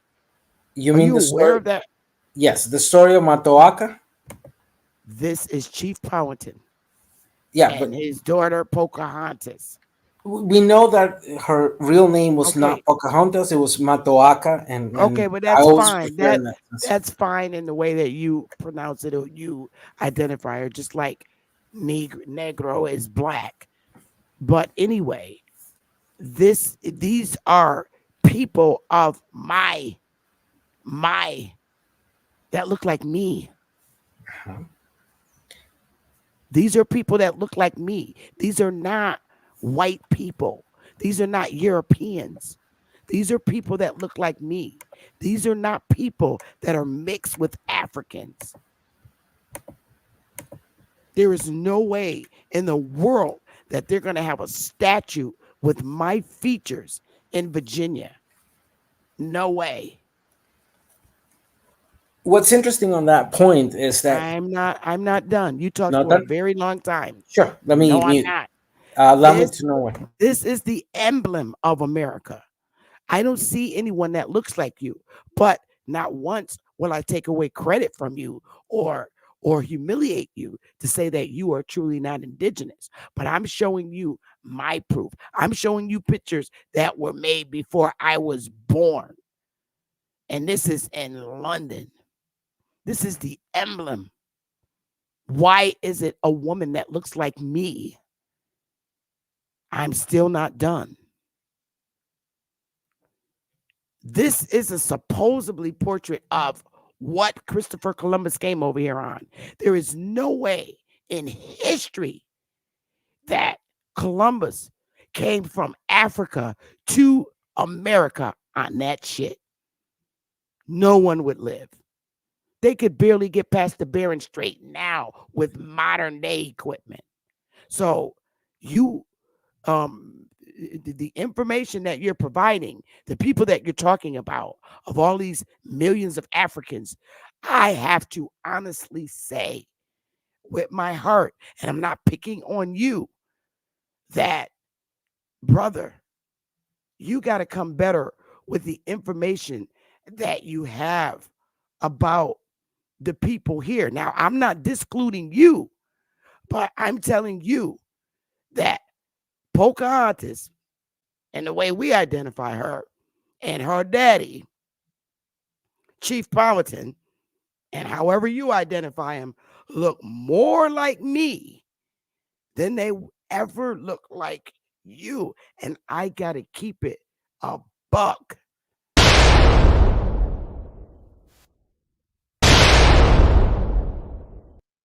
I'm still not done. I still have more stuff. Now, have you ever been to North American landmass, brother, where I am in the United States? Have you ever been to the United States? Yes, I've been to 25 different states out of the 50. Okay, what states have you been in? The northern states like Connecticut, uh, Yes, Maine? I Okay. Have you ever been to South Carolina, Georgia, North Carolina, Florida, um, Virginia, um, Texas, uh, Tennessee? Have you ever been to any of those states? yes. The states that I mobilized mostly around was, well, Washington D.C., Maryland, Virginia, Connecticut. I went up to Rhode Island. Then I lived through Louisiana, Texas, Alabama, Florida, and then I jumped into California, Arizona, and I did go to Oklahoma, North and South Dakota. I went to North Dakota. Hadn't had the opportunity to go to South Dakota. Long story. But mainly on my trip down to Argentina, I crossed Okay, partially no, that's Washington. enough. That's enough. You don't have to go that far, Uh, but you don't have to go that far. So, do you really believe? And I want to keep it a buck. I'm looking at stuff from a realistic point. A realistic point. Do you really believe in your heart that a few white European Portuguese brought these guys, chained them up from Africa, and brought them here and put them on a ship? Can you psychologically, in your mind, ingest that a few white Portuguese guys dragged these niggas out of Africa and brought them here and said, now slave, put cotton down, pick it? Do you think that that's any way humanly possible for a few white guys to do this shit? I'm just keeping it a buck. And brought all these niggas over here on a slave ship, and the few white Portuguese guys are still living. Do you honestly psychologically believe that? And made them work on plantations, beat them, right? Do you really believe that story? all right, may I reply on No, this? seriously, a few white guys, because it's just like kind of crazy for me to ever believe that a few white Portuguese guys dragged all these niggas over here, right? Made them work on farms as slaves and chains. Okay, these some niggas, right? A lot of niggas, few white Portuguese guys, and today they're even scared to walk by them in a store. It makes no sense, bro. I I really wanted to believe some of your stories, Mr. Deet. So, but that didn't happen back then, and it damn sure can't happen now. The only way a white man can conquer and keep my people down in chains in the manner in which you just saw is if they had the help of our own people to keep them in them chains. There is no way in history a few white guys are going to drag thousands of niggas and chain them down and keep them in slavery.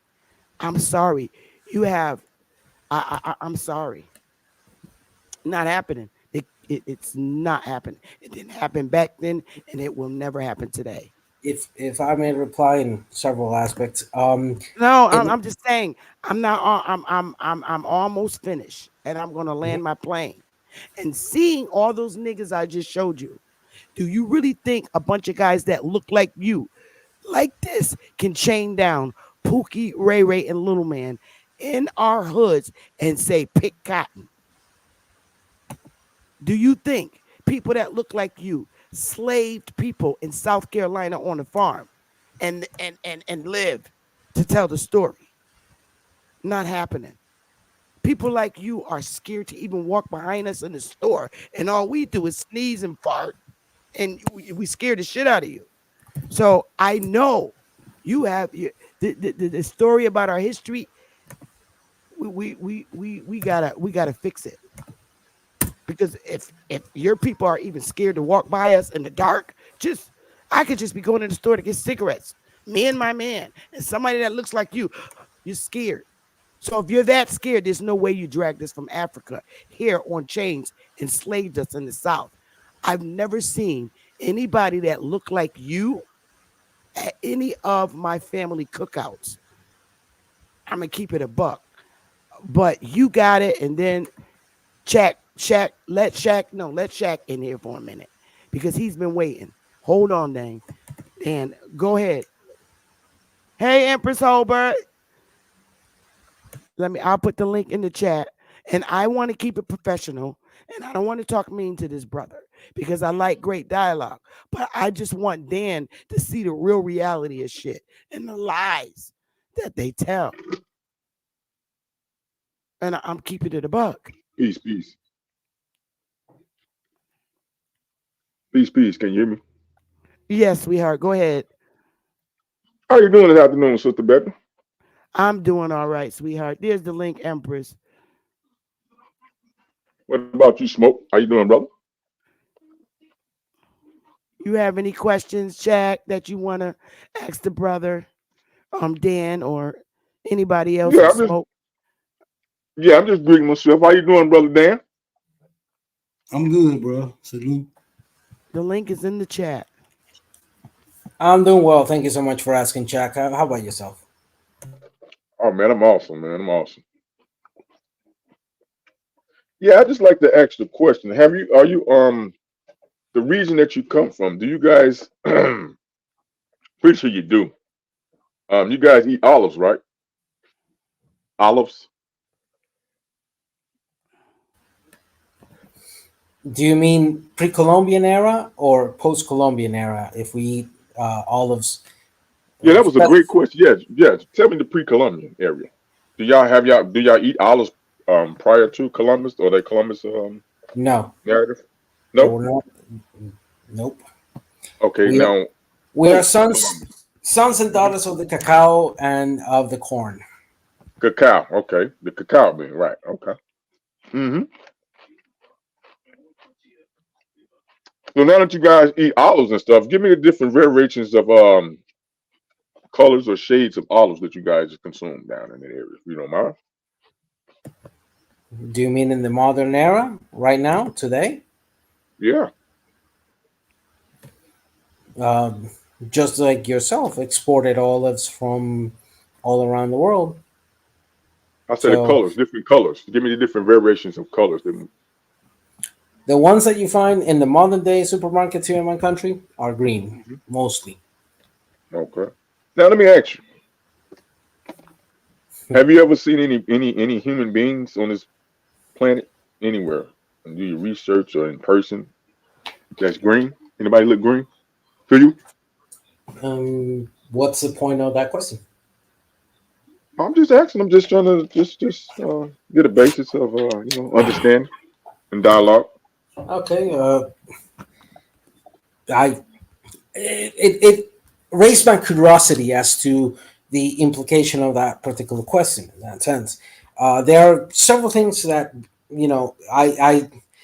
I'm not denying it. I want to address several points that Sister had provided that we were talking on to continue that in-depth conversation. But I do sense a certain attempt of cross-examination in that matter.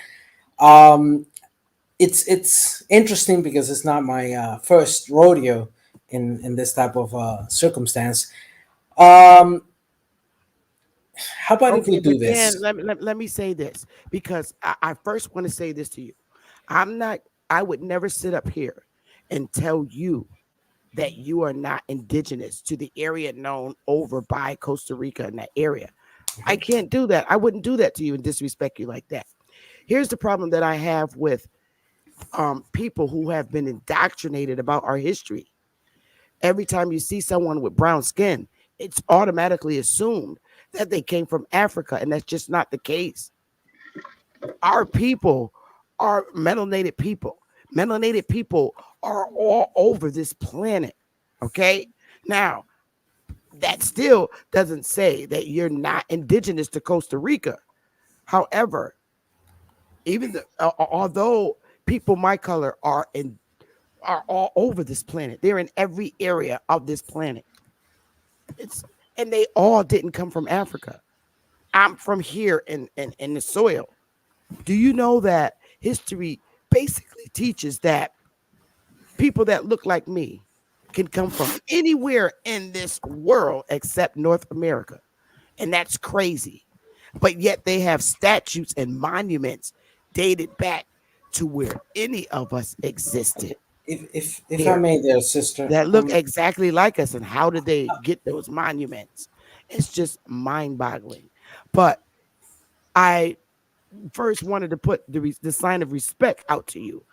No, I would and never I say that appreciate it. you're not indigenous to where you are, but please don't assume that just because people that look like me, oh, they're from Africa, because that's not the case. A lot of people are literally from where they are. They could have, like, they could have brought people from Haiti to where you are to enslave them because that's what they were doing with the Haitians fighting them. But they're actually indigenous to that landmass, Haiti. That's where they're from. They didn't come from Africa. But you got it. And then after you, Empress fell off. I would like to address a couple After points there. you, I would like after you, I would like Anissa Holbert to go and then Shaq, Yeah. Jeremiah. But you So, got it. in this sense, sister, let me understand the origin or the source of your conversation. Are you denying or are you rejecting that the Atlantic slave trade did not happen in this Western Hemisphere? I'm Is that rejecting how? the fact. Here's how I'm gonna reject it. I'm rejecting it in the manner in which they taught it. That's what And and that a few white guys literally went over to another continent of people that kind of look like me and snatched them up out of there and made it alive, snatching them out of there and bringing them here to be slaves. I'll never believe that until the day I die because you know why? They can't do that right now, even with all the guns that they have.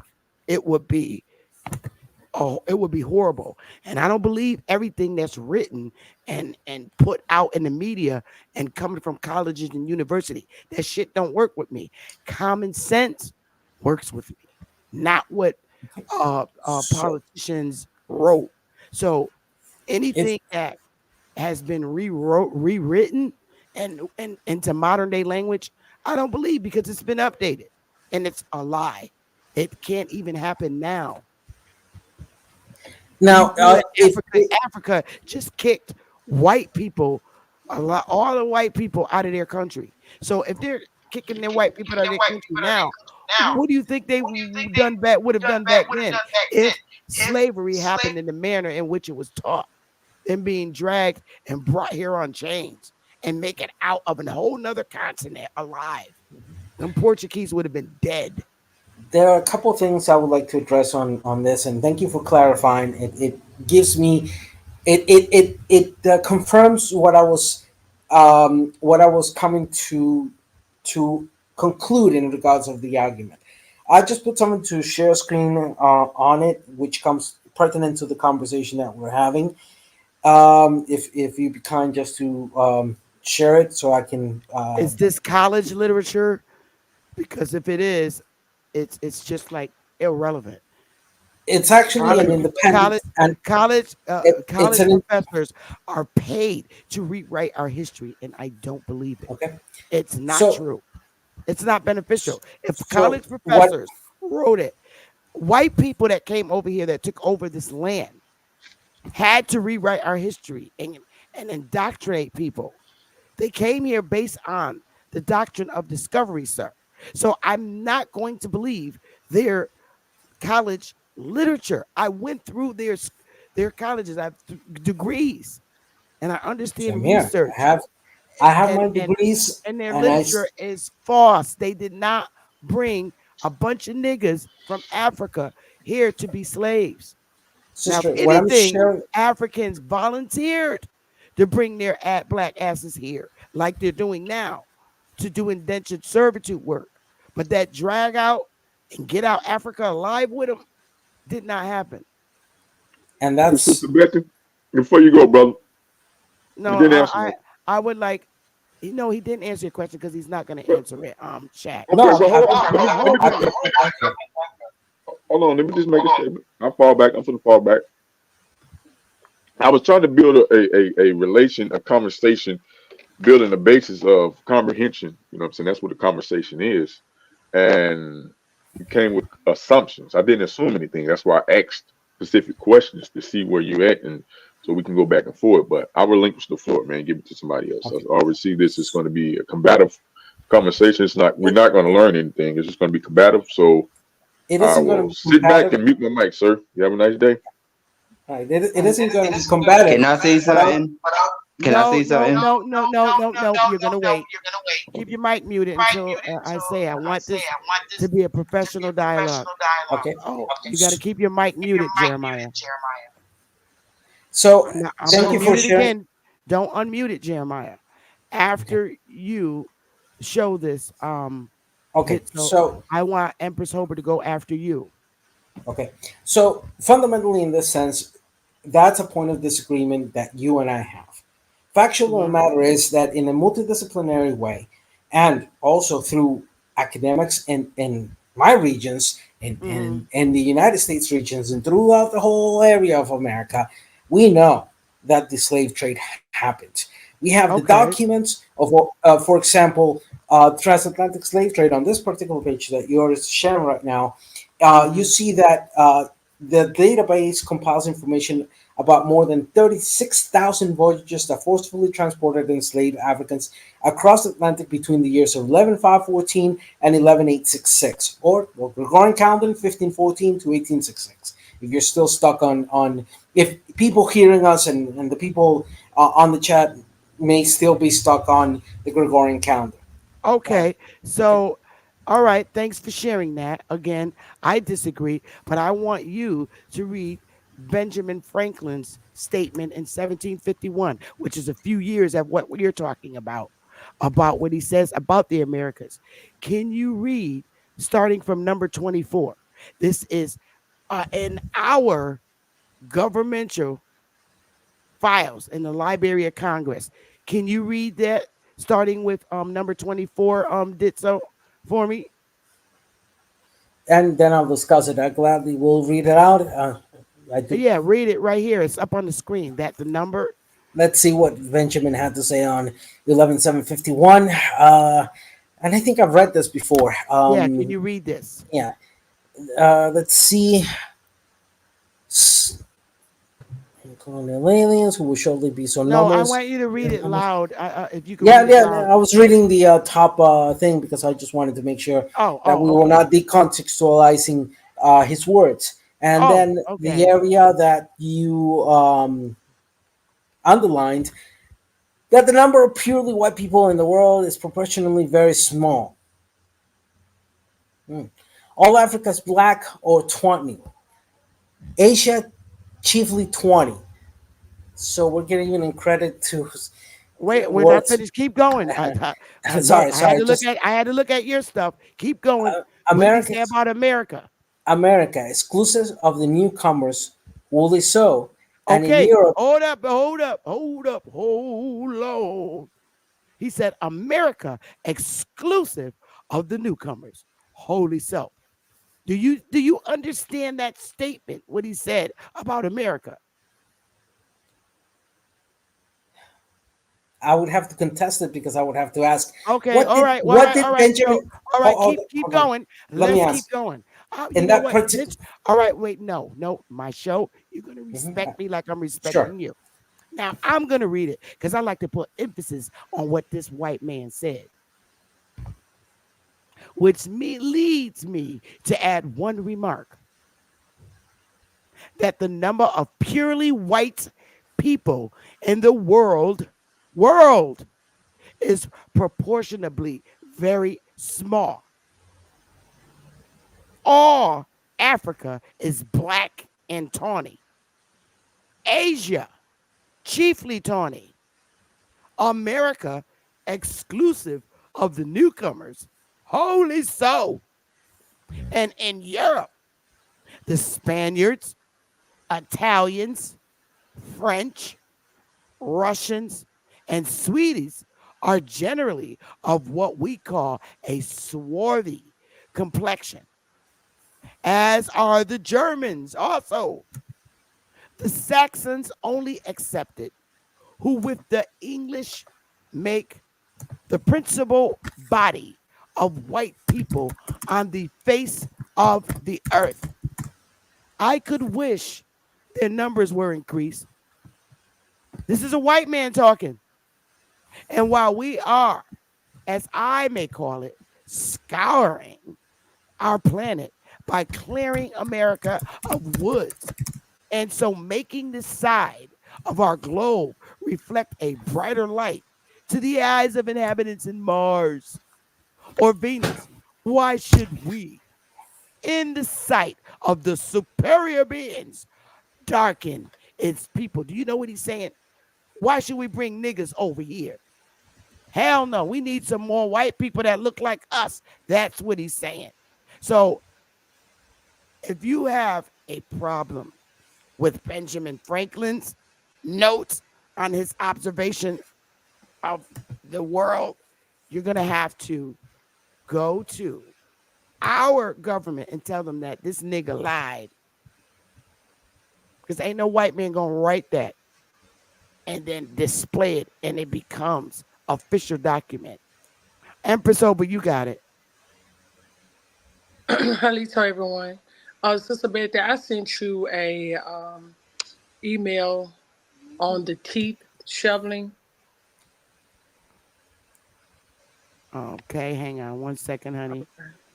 I think I got it. Which one do you want? There's a couple of them. Okay, go to you see Dr. Fentu Okay. Daira. She's an African. She's a anthropology dealing with teeth and bone. MDNA Sub-Sahara. Yeah, I The know it's first like one or the the second pictures. one? The second one because it's a 2 page. Oh, the second one. It's like 9 different ones. Okay, All none right. of the pictures. We want the where she wrote about it. The research paper. All right. I'm looking at this email. Fatua Diara Yeah. PDF. Okay. And is it start? I am It now should be. reminded of an I'm gonna article see. that was published by American Journal of Physical Anthropology. Now go to the net. It's the one that's it's a little longer than that one. That's the very first page. That's the second page. I had inboxed it to somebody, and I knew I had to all the way through my email to find it again. But I had emailed it to somebody, and I just put it in that order when I was trying to get it out. But it should be Okay, where so it's how they maybe it's the deliberately last one. omission the dental at the I stop. see a picture of some teeth. Now go to where it says how they deliberately omission of the dental. Okay, let me go. You sent me. Did you send me 9? Yes, and it should be caught up in that 9 because the rest of them will be the images of the research. We just want the ones that have the research, where she typed out the research.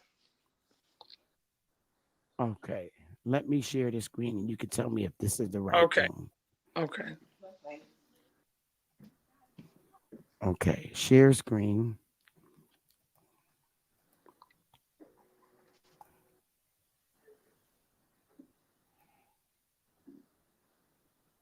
That's the Is fact. this But go to you see the research papers.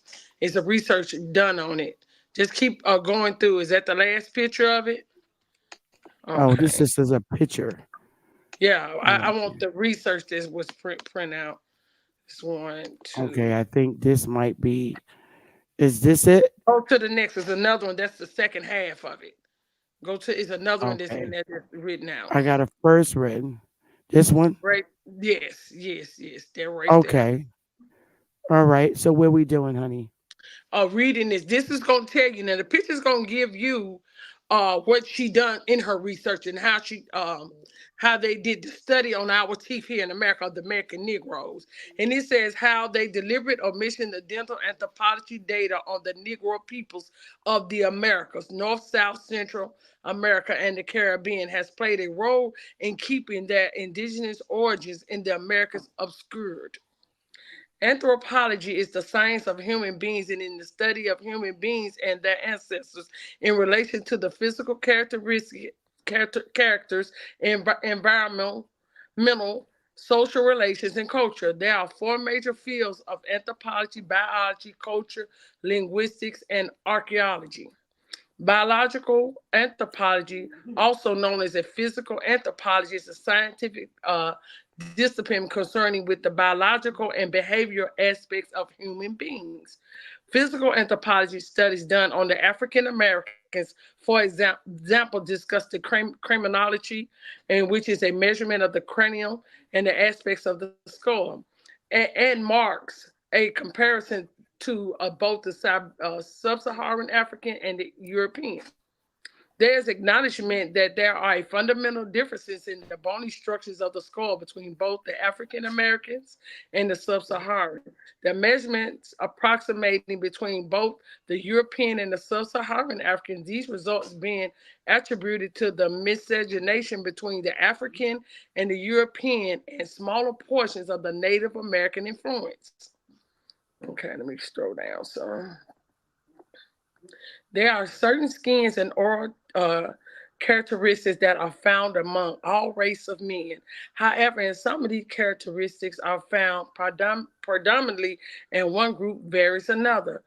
To such characteristics, area one is called the. I have a hard time pronouncing. Dermatosis, papillosis, Yes. nigrons, aka moles, and two oral tori, which are bony projections that can be found in both the palate, roof of the mouth, and the mandible, jaw underneath the tongue. Moles are found on the skins in most populations throughout the world. However, it occurs in a high percentages among the African Americans, Caribbeans, and Asian Native Americans, affecting up to approximately 35% of blacks in the Americas, while the sub-Saharan Africans on occasion have moles. It is nowhere near the high percentage of their population as it is among the both blacks in the Americas, nor does it cover most of their backs, which is quite typical of blacks in the America. The same can be said of oral tori. These bony projections can be found in all racial groups. However, again, it is seen with less frequency among both Europeans and continental Africans. Some studies reporting percentages of oratory among Africans from 4% to 13%. However, oratory is present in up to 30+% of so-called African Americans, and in some studies, 40 to 50+% among Caribbeans. Of course, sex variations being a factor in percentages. These two characteristics alone make one wonder how could the majority of the forefathers of blacks in the Americas be direct descendants of Africans via a slave trade with features found in high percentages among themselves, but of low percentage among continental Africans, the same population they are supposed to share a common origin with. I'm done. I'm done. I'm done. I'm so done. Interesting. I'm sorry. I'm I mean, in the no, I'm pictures, sorry. though, I went. I as you read see, it off. it's I'm my sorry. I fault. gotta give. It's okay. I got to give you a bomb drop for that because that's amazing. It's my phone. I don't know what's on my phone, Mr. Sabitha, but it keeps dropping. Right. But as you read on, it's gonna tell you how um the Pequot Indians. That's you Pequot Indians, Sister Betty. That's the Pequots here in Connecticut. They were taken to the Yes, it's Caribbean gonna tell you islands about and they them. got taken out of power. Yeah, You want me to it's go. keep reading? Yeah, It's because on. I want them to see because it's a two-part, and then you can show the pictures of what she took, the pictures that she done. I know they like to stay Okay. in denial. I know denial is one of their traits. All right. Let's take it back. Um, I don't know who keep. Oh, that's Empress that keep falling off. I'm gonna read. Yeah, it's my Wi-Fi is messing up. Okay. So let us take a closer look at dental anthropology. Dental anthropology is a field of biological anthropology that utilizes information from the teeth of either skeletal or modern human populations. According to the science of anthropology, specifically biological anthropology, teeth are considered an excellent and reliable source of information and expression of certain features, which may indicate a positive or negative relationship of a person to a particular racial group. According to dental anthropology, the teeth of Negroids are small with spacing. Shovel shaped incisors are uncommon. Caucasian usually have chiselled interior teeth that smooth lingua tongue surfaces. Shovel shaped incisors are incisors whose lingual tongue side surfaces are scooped as a consequence of a lingual marginal ridge, crown curvature, either alone or in combination. Shovel shaped incisors are found among the Mongoloid population, including Native Americans at 90%, and is rarely found among Europeans and continental Africans, with the exception being Hosian people. I am now reminded of an article that was published by the American Journal of Physical Anthropology, Genetic Ancestry and Indigenous Heritage in a Native American descendant community in Bermuda. This study was conducted on a group of Pequot descendants who reside in St. David's Island, Bermuda. They still carry an oral tradition that they handed down that they are descendants of Pequot Indians who were captured in war and traded to Bermuda. However, DNA studies reveal that 68% Now, of now go to the second page. That's where okay, it'll start. Yeah, it'll start that the let me stop. Let next. me get it open. Okay. The second page is a picture.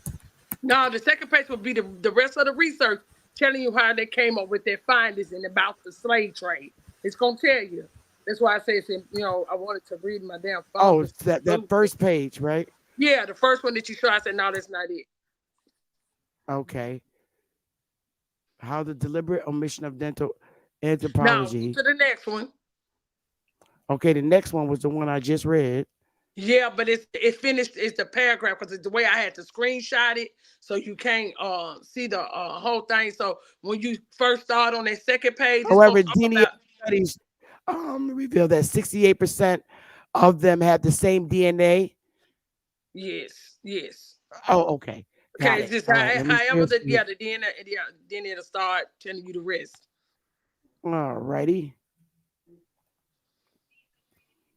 However, DNA studies reveal that 68% of them had the same, we're talking about the Pequots, had the same DNA as sub-Saharan Africans, with the rest having European DNA and a smaller percentage having actual Native American DNA.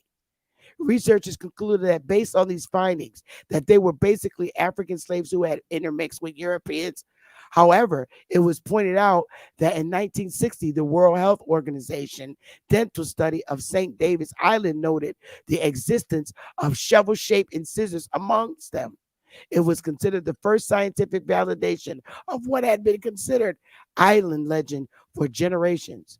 It never occurred to me that that to also check my population of patients for teeth shoveling until a young man of both Jamaican and Guyanese heritage told me he also has teeth shoveling, which is an indigenous American trait. I was now prompt to inspect my population closely to see what my dental findings would yield as I treat a population majority Caribbean Latino, American, and continental Africans. What am I now discovering, to my surprise, is that the overwhelming majority of my Caribbean and African American population have teeth shoveling, and my continental African population do not possess teeth shoveling, all consistent with state data about continental Africans. But wait a minute. I thought blacks in the Americas were recent descendants of continental Africans. Sarcasm. Why do blacks in the Americas have teeth that are so overwhelmingly different from crown shapes to size to shoveling? Why are other aspects of physical anthropology with regard to blacks in the Americas discussed but not dental, which includes shoveling, since teeth and its morphology are considered indicative of identity and anthropology? Is it possible that had a formalized study been done on both blacks in the Americas with regard to our dentition, Henry Louis Gates couldn't have used questionable DNA studies to tell the participants that their foreparents handed down lies of their forefathers being indigenous. After all, it was the dentition study performed by the WHO in Bermuda among the inhabitants of St. David's Island earlier that gave the people credence about what was told to them by their forefathers. Let us also bear in mind that DNA studies used Mongoloid tribes as their test population standard for determining Native American ancestry. As I stated before, indigenous people were primarily Negroid peoples who had some intermixture with Mongoloids in ancient times. So, indigenous populations from the eastern seaboard of the United States will never test positive for substantial Native American DNA because they aren't Mongoloid in any appreciative amount. The same can be said of indigenous populations of the Caribbean. Given my latest findings, I now doubt that there was any real transport of continental Africans via the transatlantic slave trade to the Americas. Rather, there was slave trading between the United States colonies, the West Indians, and South America. Real triangular trade. We know from several historical sources that the Africans that were imported to North America were primarily from West Indies, and that number was the 3,300,000 according to slavevoyages.com. Just like I said, and I didn't even look at that. The extensive amount of teeth shoveling that I'm personally witnessing, along with high percentages of Caribbeans with oral Tory, now make me believe that they aren't African at all, but rather Negro people of both Carib and Arawak origins who were deliberately shoveled from island to island and labeled Africans. I am enclosing a few pics, but these findings are actually typical of what I see routinely in my population. Do not take my word for it, but do your own research and examine your own teeth and your teeth of family, friends, and make your own determinations. And let's see the teeth. Can y'all see the teeth? Yeah, you see how her teeth go back? That's what's calling the scoop. How her Yep. teeth, they're not at the ends, they scooped backwards. That's an American Indian trait, the indigenous people of America. You could just keep Mm. going through and Yeah, I want to stop here for a minute because I don't want to hold up okay. the whole show. Oh, that's fine. But yeah, I seen that article before and was able to show that uh, uh, when they did bring Africans over here, they brought them to the islands. They didn't bring them up here on the mainland because Benjamin Franklin was like, "Fuck no, bring some white people that look like us. Why should And they we?" also took them into South America. So if y'all looking for your people, Pan Africans, go to South America, Right? They not didn't bring North them on the America. mainland. Is what I was trying to explain to Ditso. Yeah. I'm not doubting Ditso's not indigenous from where he is, bro. But what I'm saying is the white folk that came over here and established the 13 colonies was not trying to bring no niggas to America. So I know at that time, they white asses was at the border saying, "Oh hell no, no niggas. And We guess need what, some Sister people that Betty? look like us to come over here. Don't get me the crackhead." Guess what, Sister Betty? The girl What's that up? did this, the one that did the research, who's a dental anthropologist, she's half African. That's why her name is what it is. She got Is the what whole it is. African name right there. She's half African I and believe American that. Indian. And she's American So Indian and half African. So, I see not a coincidence in the chat talking to go and discuss that with her. Pro right, Pan you got to Africans. discuss it with them, with these writers. But did so. I'm not knocking that you're not indigenous. I said that repeatedly on my show. I don't tell people who they are, but there's an African telling you that they brought Africans to your area. But mainland, I'm Indian. I'm not from Africa. But Speech quiet. this did so. I would like you to come back and share some more information. I really want to get out of here because I'm tired. I've been up since 4:30 working my full-time job. This job is my part-time job. And we almost been on here. And Empress, I love you, sis. I appreciate you coming up. But before we leave, see Moses and Jeremiah. I would really go ahead, Jeremiah, say something quickly, brother, so we could get out of here. And Dan, you are always welcome to come in dialogue. It's just that I don't want to be here that didn't want to be here that long, Dan, because it's almost 3 hours I've been on here. Jeremiah, do you want to say something really quickly and then pass the mic? Yes, I just had a question to ask him because I can actually hear the Spanish that's actually in him because I grew up around him in the city. Do he know the word blackamento? That's the question that I just need to ask him. Dan, have you ever heard of the word blackamento? You gotta mute Jeremiah because your mic is you got YouTube on somewhere. Dan, you gotta unmute your mic if you're talking. Okay, he must be busy and don't want to respond. But see Moses 12, you can quickly take the mic before we get up out of here, brother. The only thing I was gonna add was if we're talking about the Pequot tribe. If you look up some of the most recent images they have on their website of who they are today, I mean, we're not gonna get Yeah, into I it know now. Rodney Butler and all of them. Yeah. If you just look at it, it's right in there in front of your face. I mean, all of that isn't really verified. There's just some, I think, cooking of the books about what's going on. But at the same time, that whole narrative doesn't even, when I say that whole narrative, the Native Americans looking a certain way and, that's their tribal land and it's not our land. It's almost like the Pequots are straight up, really, literally a lot of mulattoes because in the north where I am, it's predominantly mulattoes, and that's very much common in our area here. And some of them are quintroons and quadroons. But since you brought it up, and I'm familiar with them because I used to show them all the time so that he could see his own self. Let's see.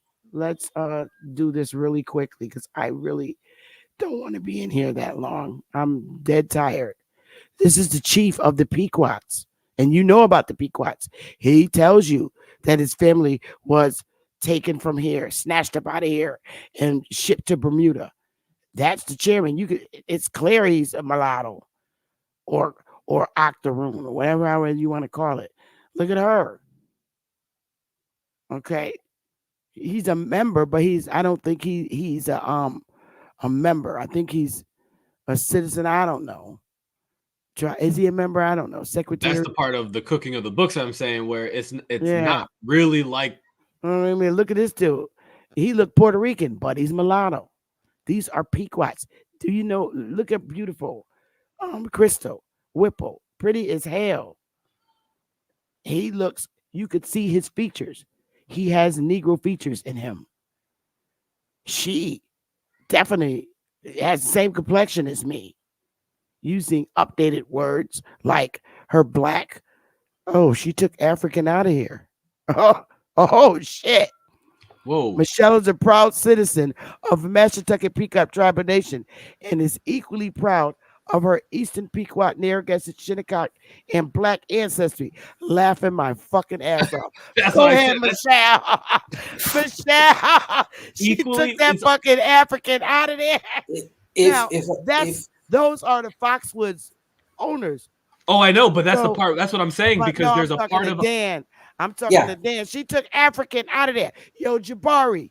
okay, Jabari. Let me hold up. I gotta give her a bomb drop. She said, fuck that. I didn't know I could take African off.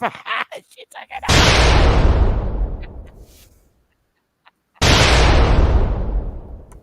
American off. Sorry, Jabari. And since you know Rodney so much, I challenge you to bring Rodney Butler in here. I tell you this, bro. I'm from Connecticut, and we all act and are my culturally like the Northern Indians. Okay, already this is where I'm from. That nigga ain't Rodney Butler ain't fucking with you, Jabari. This is for Jabari. You put him on that channel, kudos to you. But I doubt if you can. He ain't gonna waste your time with no stupid nigga like you. But anybody else got something to say? yes, Get out of here. I'm ready to go. I was listening to a lot of things, and there's no doubt that in the eventual futures of participation, if I'm welcome back, Oh yeah, you are. I don't uh, do that to there will Dan. be a I lot. don't. I want you to understand. I don't do that to people. So when I'm talking, my voice might sound a little hard, but I'm not being mean No, to you. no, I not at respect all. you, I and like I appreciate that. told you from when you first came on, I am not here to tell you you're not indigenous to where you're from. I will never do Okay. that. So, and I'm glad you're one of the few that acknowledges that I come from Mesoamerican, Native American uh, heritage in that sense. Now, there's so much that has been spoken here. In fact, you brought up the letter of the essay of Benjamin Franklin No, observation. honey, that's not an essay. That's actually his transcript to give to Congress back during the Continental Congress. That's not a essay. That's he was a literally the writer, the communications person for the government. Oh, he fell off. He must have lost his connection. But yeah, maybe when he comes back, I'll be able to explain to him about more about who Benjamin Franklin is. But I love all y'all that came on the panel. I appreciate it. Usually I'll stay like 6 hours, but today I'm just overly tired. Empress, you sound a whole lot better. Thank And you. I'm gonna give you a call, love, and thank you for Okay. that because I want to You're read the rest of that. And that was a bomb drop, sis. welcome. You're And welcome. oh, see, Moses, you left, laughing my ass off. But anyway, come back another when I come back again, see Moses. Because All right. Y'all have a oh, masterful. Dan, there he is. He fell off. Is that you, Dan? Just turn your camera on quickly while you're in the back. All I right. just want to Peace and make sure. blessings, Okay, Sister Becky. you could turn it off. You could turn it off, Dan. You could turn it back off. I just want to make sure it's you. You're welcome to come Yeah, back. sorry, I had a drop off. In fact, well, there's so many things to How address. So about this? let me Let's try plan, addressing in a very simple let's fashion. plan a date. Wait. Yeah. Let me do this. let me do this. Are you busy tomorrow around 3 o'clock? Um, No, no, I'm actually, Eastern time. I'm Eastern time. Eastern time. What time is it Hold your on. time? My time is 6:20 p.m. right now. Eastern time would Oh be 7:20 p.m. right now. No, it's 2 hours difference right now. So no, it's 8:20 p.m. right now, Eastern it's time, right? 8:20. No, it's 7:25 my time. Oh, we're still, yeah, daylight saving times 1 hour. You're one Difference. hour behind me. Yeah. Okay, so that would be 2 o'clock your time tomorrow. Are you busy? No, no. Actually, I'll be free. I have some meetings in the morning, but I'll be free in the afternoonish. So All right, yes. so I'm gonna go live tomorrow at 3, and it's gonna be me and you tomorrow, and I'll let you take the stage so you can respond to everything today. So you might want to scroll back to when you came on and join me, watch it, and you Yeah. could, present your information tomorrow. Yeah. In Because fact, I we'll, like we'll talk. dialogue. That's how we learn, right? In fact, yeah, we'll talk about that because just real quickly, in regard to what you mentioned of Benjamin Franklin, I was deadly aware of that particular, and it's actually an essay. Uh, Look at the share screen I just presented. Well, you know what I'll do? I'll get the original transcript because there is an original transcript I have it to right this. now. That's what I'm presenting. I can give you the link. No, I'm talking about Benjamin Franklin's original transcript. Transcript. Yeah, this is the complete and utter transcript on the founders.archives.gov. Yeah, This is it the wasn't an essay written by the actual transcript. Did you get the transcript somebody wrote from a college, or did you get the actual transcript from Benjamin Franklin? This is the actual transcript from Benjamin Franklin, All right, verified. I'm gonna pull mine up tomorrow because I have that. I'm Yeah, politics, so you could come back tomorrow and we could discuss yeah. it. We'll discuss on that. We'll discuss on the situation of slavery. Focus specifically and uniquely on the Western Hemisphere, understood as the area from Argentina to Canada, plus the Caribbean. We'll have Okay. a conversation in regards of what Anissa presented in regards of DNA evidence, teeth evidence, etc. I appreciate you very much that you're one of the few people that acknowledge me as having a clear seat on this because it's been difficult for us Yeah. outside the United States to even be minimally acknowledged as part of this history, as Well, part that of the Western Hemisphere. I I can honestly tell you this, Dan, about that. Our people have been through so much, so many atrocities on this land, and a lot of our men and women that are affected today are still feeling the punishment from their ancestors versus the United States government. So a lot of that um passionate and uncomfortable behaviors that my people present when someone's telling them about their history, it's very real. And it's like so many people that are not from this land, they come over and try to teach us about our own history that we've gone through as a people. And this running like, look, stop. You got to stop this. We And have our government documents from this government on who our parents are, and they're clearly the Aboriginals to this land. So I, well, we'll discuss that tomorrow. I want to get out of here. I'm tired. I've been up yes, just 4:30. go rest. I like to go to bed and lay down early and get up early because I love my job. And you come back tomorrow at 2:30, and I'll give you the floor. 2:30 Eastern, just to make sure that's No, it's 2:30 your time. my Whatever time. is 2 o'clock. 2 o'clock your time. two It's o'clock gonna my be time. Okay, right. It's gonna perfect. be 3 o'clock my Yeah, time because I'm off work. yeah, And yeah. Me I'll too. give you the floor and let you speak. Nobody will be on the piano but me and you. And then after you speak, then I open the show up for questions. All All right. right, That's how love I that. handle things over here. All right. So I hey y'all, I love y'all. Have a good day. I'll see everybody tomorrow. It's gonna be me and Dan tomorrow. I hope you have a great night. Same to Descanse. you. Beshko Weblaba, which means walk with your eyes open. That's how my people say goodbye. I'll see you Okay. later. We Eh, say peace out. Oh, if I were in That's Spanish, Indian language. No, that's Indian language. Hey, Deuces, hey, peace out. Power. hey, Sister Betty, I holler. I holler. I'll add you Okay. tomorrow. o como decimos en Costa Rica, like we say in Costa Rica, pura vida, que la Oh, pase now bien, you que speaking. descanse. Are you speaking in Spanish? Yeah. Spanish. I'm speaking another Indian language, bro. And it's called deuces. That means we see you Yeah. later. All right. See you tomorrow. I hope you have a great See you night. tomorrow, Dan. All right. All Peace right, and now. love, Sister Betty. Hey, I'm finna peace get and out. love, sweetie pie. I'll give you a You holler. too. Okay. All right. Bye bye. Y'all take it easy. I'm about to get out of this piece. I'm tired. I'm the sleepy lady today. But I love y'all. Thanks for joining me, y'all. I love y'all, love y'all, love y'all.